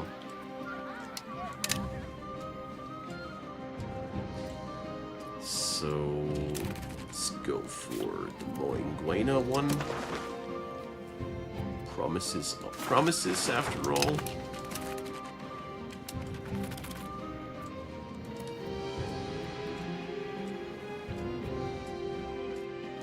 But I think I will hold myself back for a moment.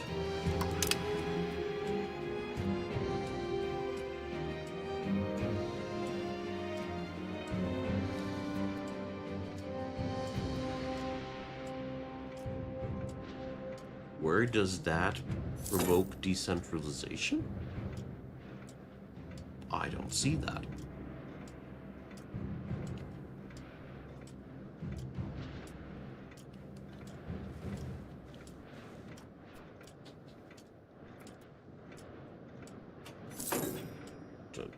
I fail to see where that does do something bad to my centralization process. There we go.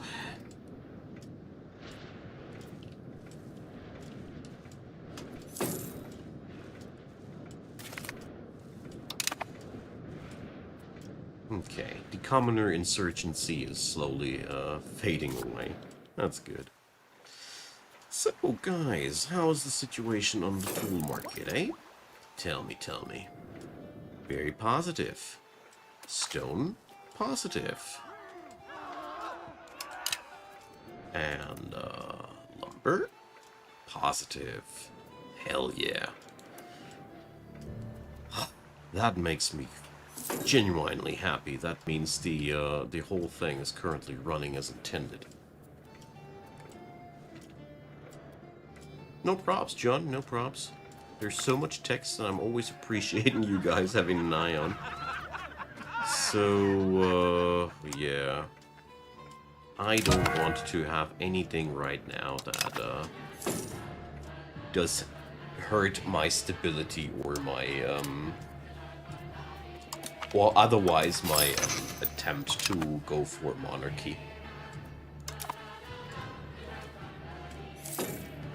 This is something I need to do in my future runs a little bit more better.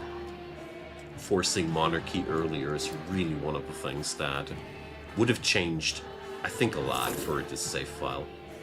But whatever. Lessons learned.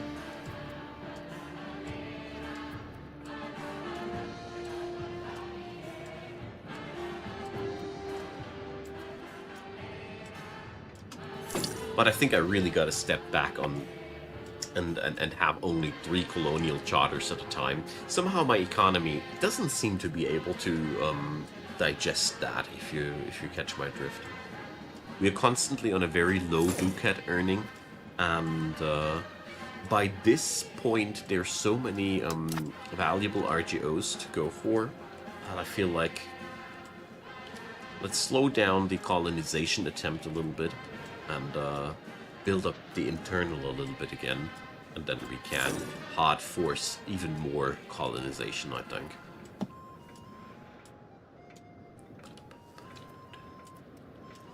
I don't know, though, why my towns keep forcing those weaponsmiths so hard, but whatever. I mean, the supply and demand is abysmal, but it's not as if we are in a desperate situation anymore.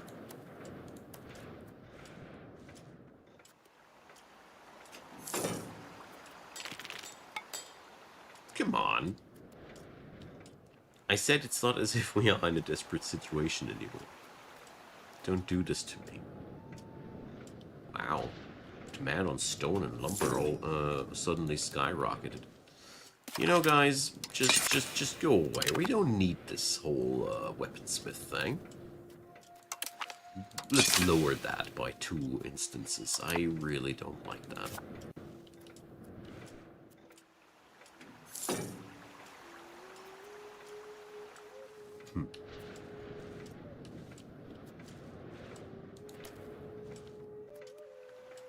It's getting better.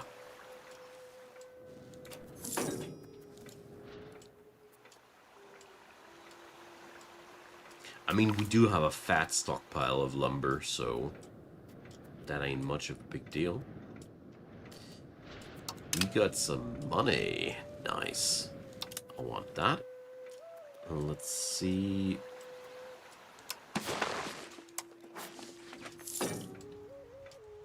I don't have any other lumber RGO here, but we are expanding into it, right? Yeah, here.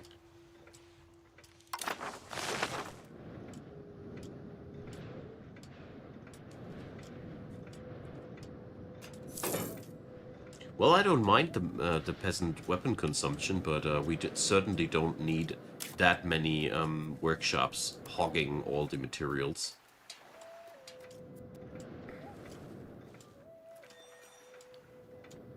As we see here, yeah, probably we need 1 more of these guys, but the estates will do.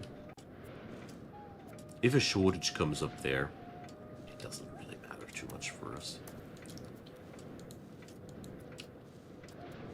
And we are currently expanding into more lumber. That should work out. Totally does. Maybe I took down 1 of the weapon shops too many, but hey, estates will fix that. My loans are almost paid off. There's the last one. Been doing that with some windfall money in between already.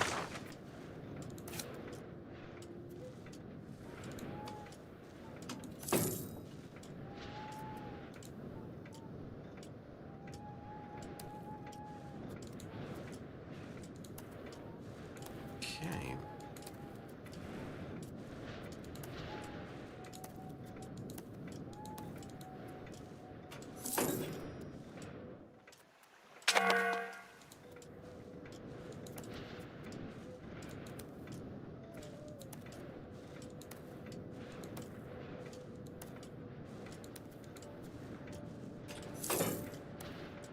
Well, I think I'll definitely be expanding here into that direction to solve that lumber issue.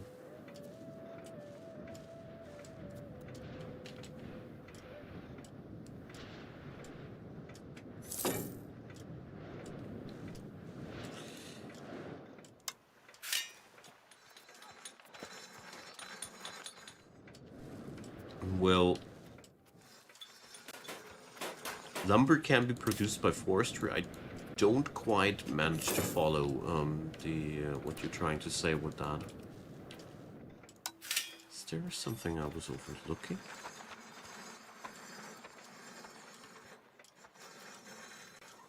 Because the problem there is with the lumber mills is that they're using tools to create lumber, and that is not acceptable.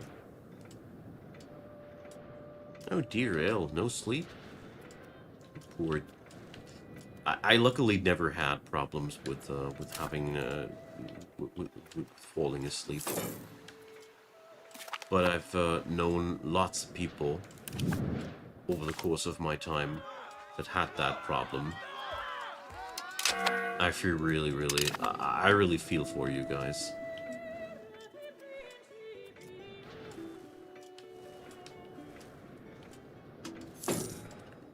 Stone quarry. Nah. Or do we allow that? I'll be allowing that one. We were a little bit on a shortage recently with the stone. But I do need more lumber, one way or another. Do I have enough tools spare to allow myself some lumber mill? Not really.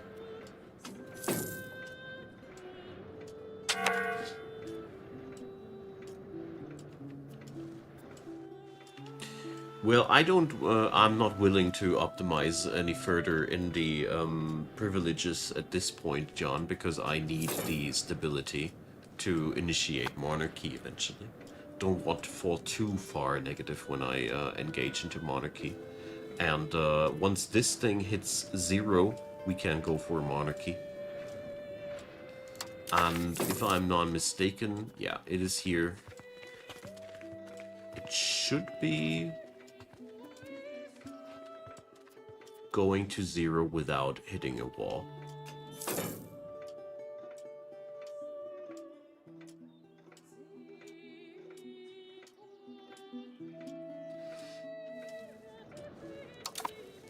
Yeah, sleep deprivation is really nasty, though.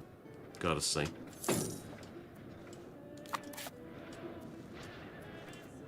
So there's the occasional unnecessary sandpit. Getting used to these.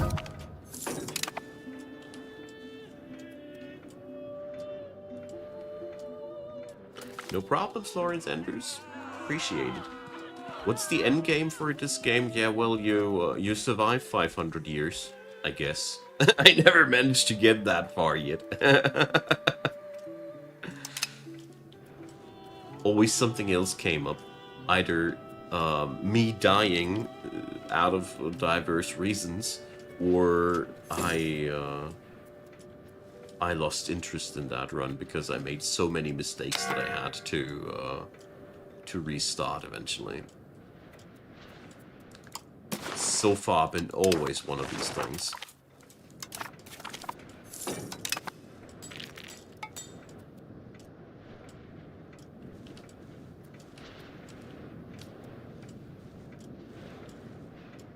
Okay. I mean, alone with this run, there are so many things that I would do differently next time. Like, I was expanding quite blindly. I didn't push quick enough for monarchy.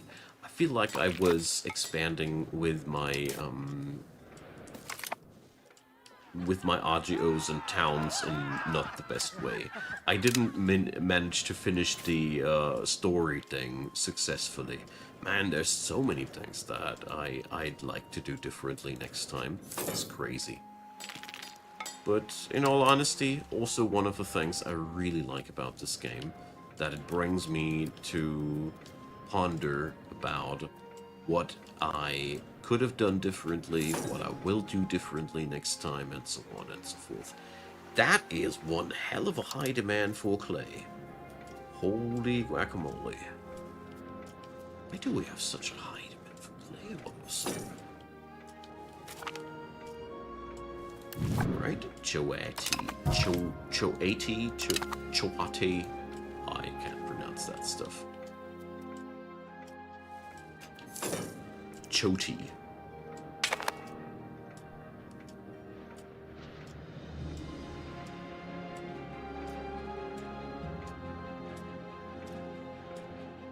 Oh, I did that that Ireland run. That was just me experimenting with something that will end up as a naval nation. I did that as sort of an experiment, and also I wanted to try out the conflict between England, and so it's been a very interesting experience. But no outside inspirations in that one. No, I don't have the time to watch other people's videos. Nah, just kidding.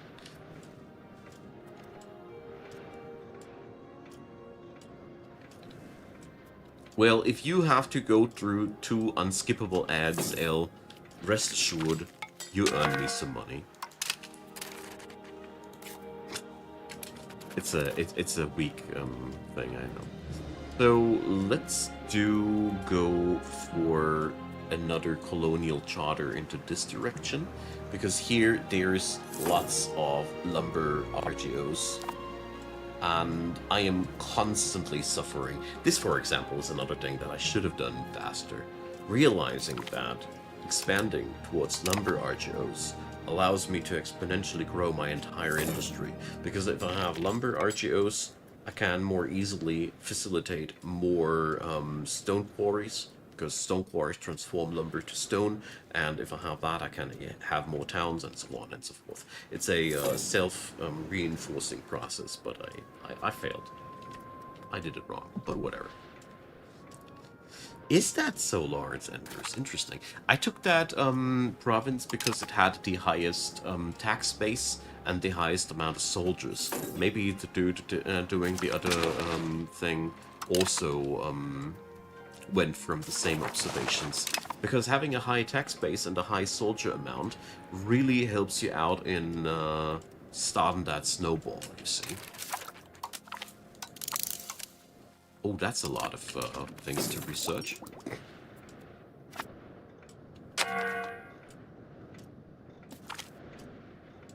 Yeah, the ads on YouTube have gone crazy, I gotta say. I'm so genuinely grateful for everything, for all the enthusiasm that you bring up for Icon Gaming, seriously, man. That's something special, and I really appreciate you being so fervent about all these things. Alright, so Pankashaw is the next charter that we are going to complete. And then, let's see, I got this area here, this area here. So we're going to pick up that area here next. Fiber crops, fur, tobacco. Tasty. Some addictions for fine people. Why not? Yeah. This one I'll be opening, and once Pankashaw is through, I'll leave it at 3 and not 4.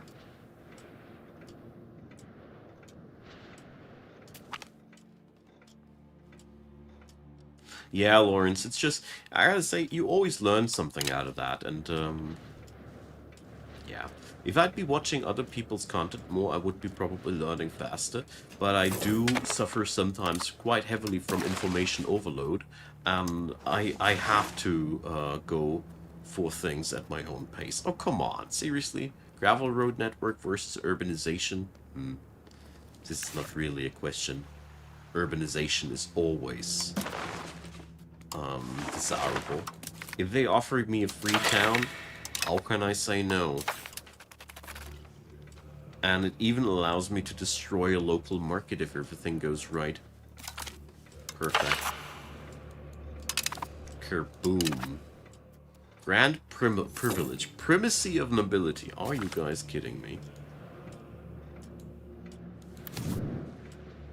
Alrighty. There we go.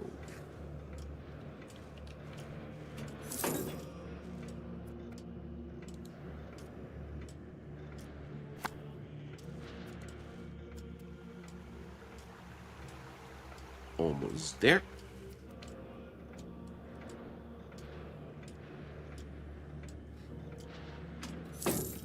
Well, El, I gotta say, when I was younger, information overload was a lot less of a problem. But now that I'm growing older, this is a thing that's happening to me more often. You just, you know, it's not as if I grow more susceptible. I'm only 40 years old, that's not when you start to deteriorate. But I wasn't aware of myself enough to realize where things were affecting me in a detrimental way. That's been the matter on my end.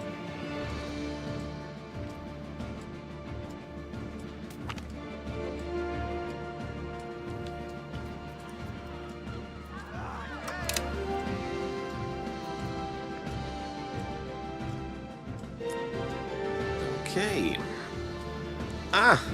You guys trying to sneak a clay pit behind my back again, huh? Nice try. I mean, I do get it. The estates do see that we are constantly shifting between a higher demand than supply and back and forth. But, yeah. Wonderful. Wonderful. And look at these fine people, building a library immediately after the town has been founded. Striving for knowledge, are we? Commendable. But we are savages, and therefore the knowledge is soon over. I don't know. I see people often talk about ADHD, and when I see it like that, it covers up so much of autism spectrum disorder on my end that sometimes I really wonder if what we're calling ADHD is just a specific form of autistic spectrum, you know. I don't know. It never sat well to me, the whole ADHD diagnosis, branding people as somehow dysfunctional. I prefer differently functional.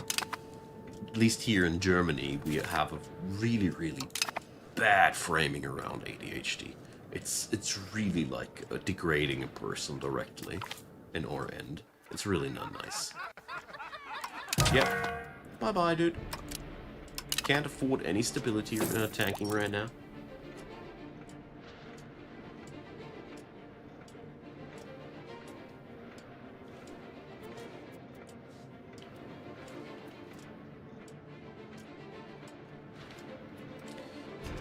Alrighty. As soon as I can afford, we're going to build a temple here to further increase the control of the area, further increasing the money, and considering that there are 14,000 people living in New Dacia, it's pretty nice.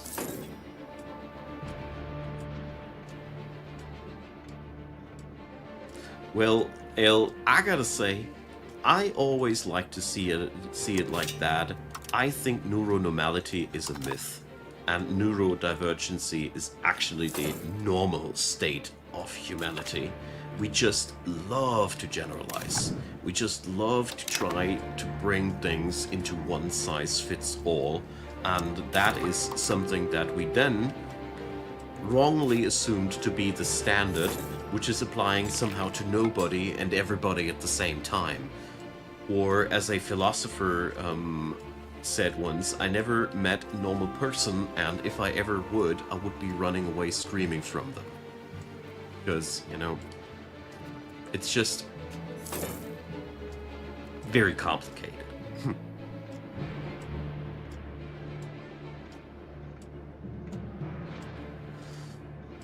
Yeah, and that's the point where I say modern school systems are just not made for children.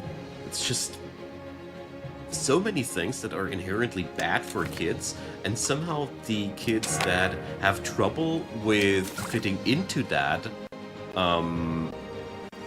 system that is inherently bad for children, these are then suddenly the problem. And those who can somehow bend and shift into all that BS, they're not the problem. Sure, but that's something where I feel like society got it pretty backwards in many aspects. And I've been suffering a whole life out of that. But it's completely own can of worms.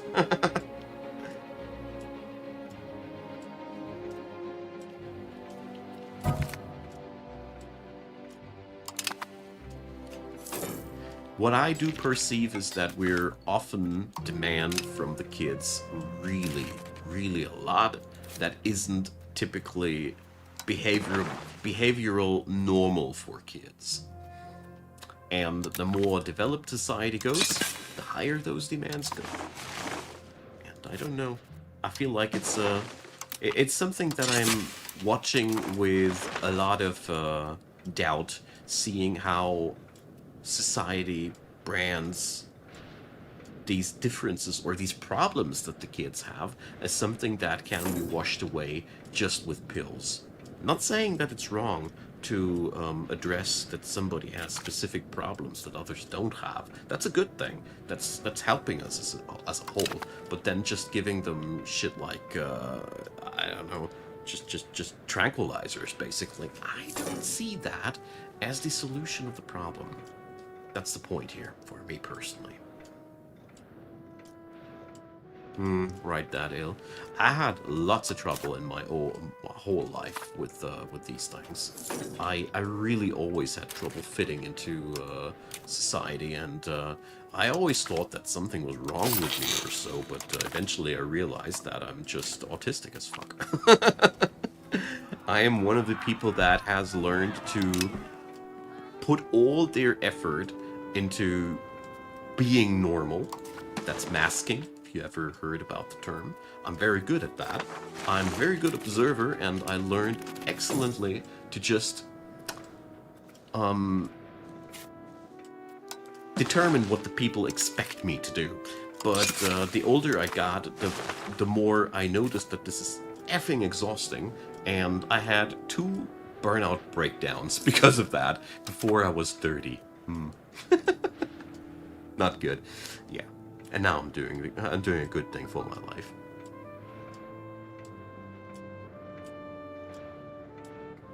Yeah, drugging kids is always where I feel like, are we doing right about that? If I'm giving my kid chemicals to fit better into society, I don't know. It's where I'm starting to be skeptical. But yeah, pretty heavy topics here. And I want to close it out with, I'm not a medicine person. I'm not a doctor. I haven't studied medicine, so all my things here are layman's assumptions. I have a bachelor degree in economy. That doesn't make me a doctor, though.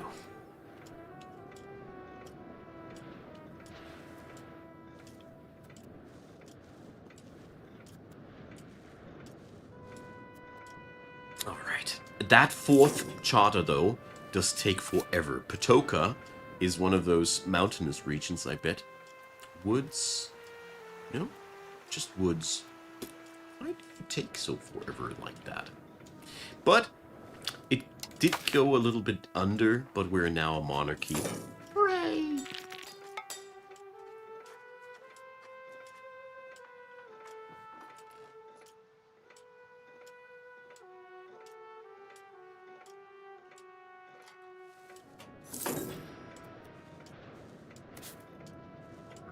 Let's funnel some money into more toolmaker guilds.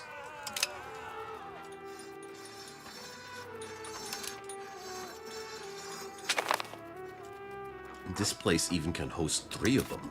Nice.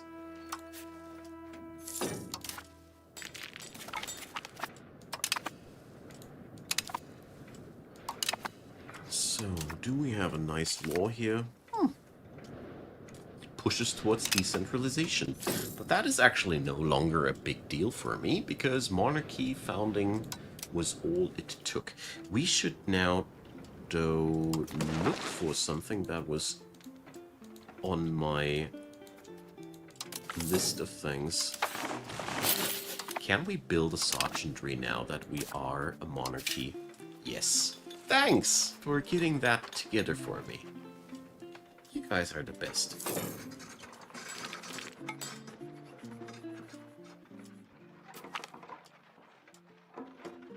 Yeah, Major, I wasn't featuring the kingdom making properly either. So, we will be tolerating those stone quarries because we are picking up now more and more lumber RGOs. So we shouldn't have that much problem anymore to provide the lumber they require. And with the stone we get here together, the tool guilds will be more productive. So all in all, that should be pretty good.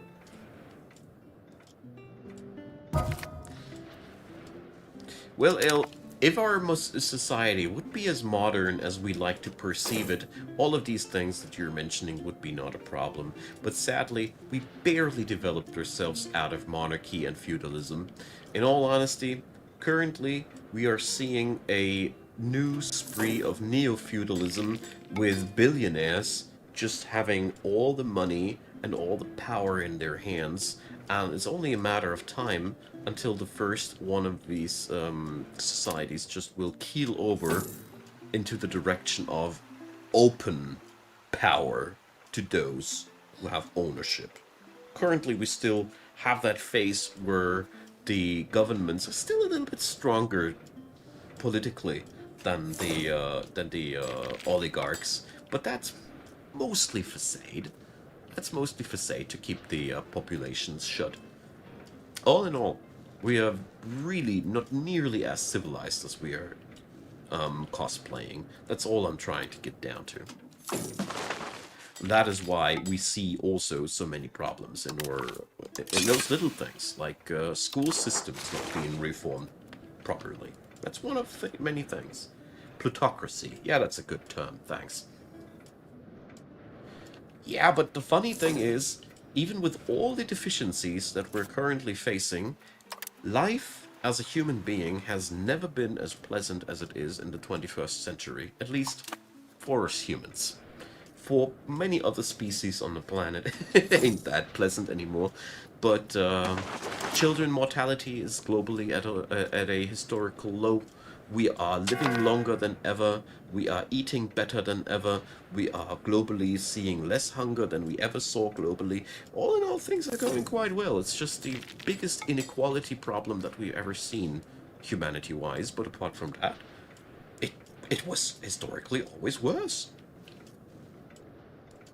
Or as somebody else said it pretty nicely, I love that quote, the past is always the worst.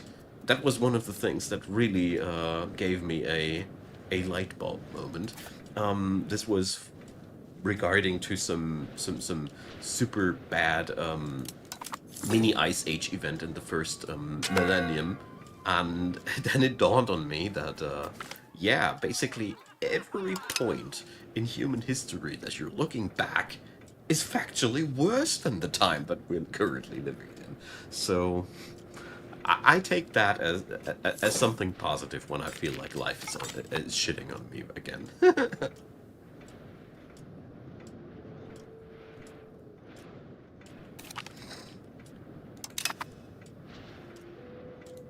And I try to find things that make optimistic and nowadays, because seriously, it is easy to be very pessimistic in the 21st century. But I don't think necessarily that we need to, unless we start globally nuking ourselves with nuclear bombs. Then we're fucked. There's always something, isn't it?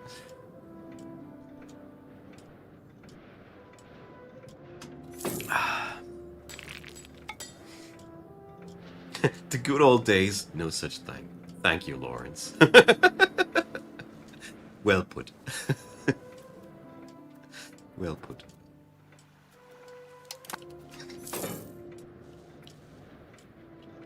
I think your grandma seemed to be a smart person. I hope she's still alive.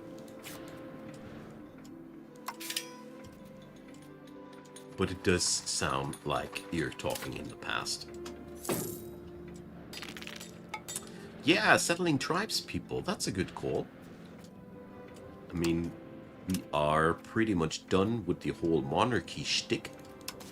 And there's quite a lot of savages living here. So, is Towasaki fun? Still not cored. Jeez. Take it ever here, man. So, Lady Combat Efficiency. We'll taking that one. I like this one. Oh, yet another law? Oh, this one.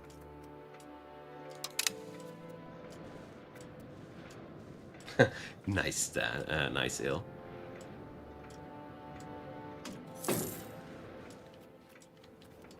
Yeah, John, currently exactly on what we've been talking about. This is why I wanted to cut it down to 3 colonial charters instead of 4, because that gives me now some liquidity back to actually build some stuff. And enact laws and such. Although I don't think that this one will do much for us. The push towards decentralization isn't necessarily desirable, but like I said before, it doesn't make any big difference at this point anymore. Great, so we're getting those lumber provinces slowly in. Yeah, let's piss off the chieftains. Love that.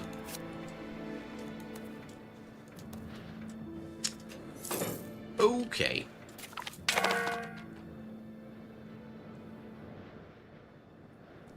So, my good friends, this is where I'll say good night for today. So,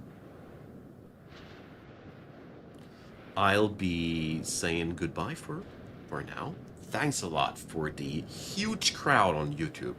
Genuinely, biggest viewership I've ever had since I started streaming, so great stuff, guys. And yeah, everybody feeling like supporting, there's a Ko-fi link down there. Feel free to drop a YouTube channel membership. Still can use all the help that I can get, despite having such a powerful crowd around me. You guys, thanks everybody, and see you all as soon as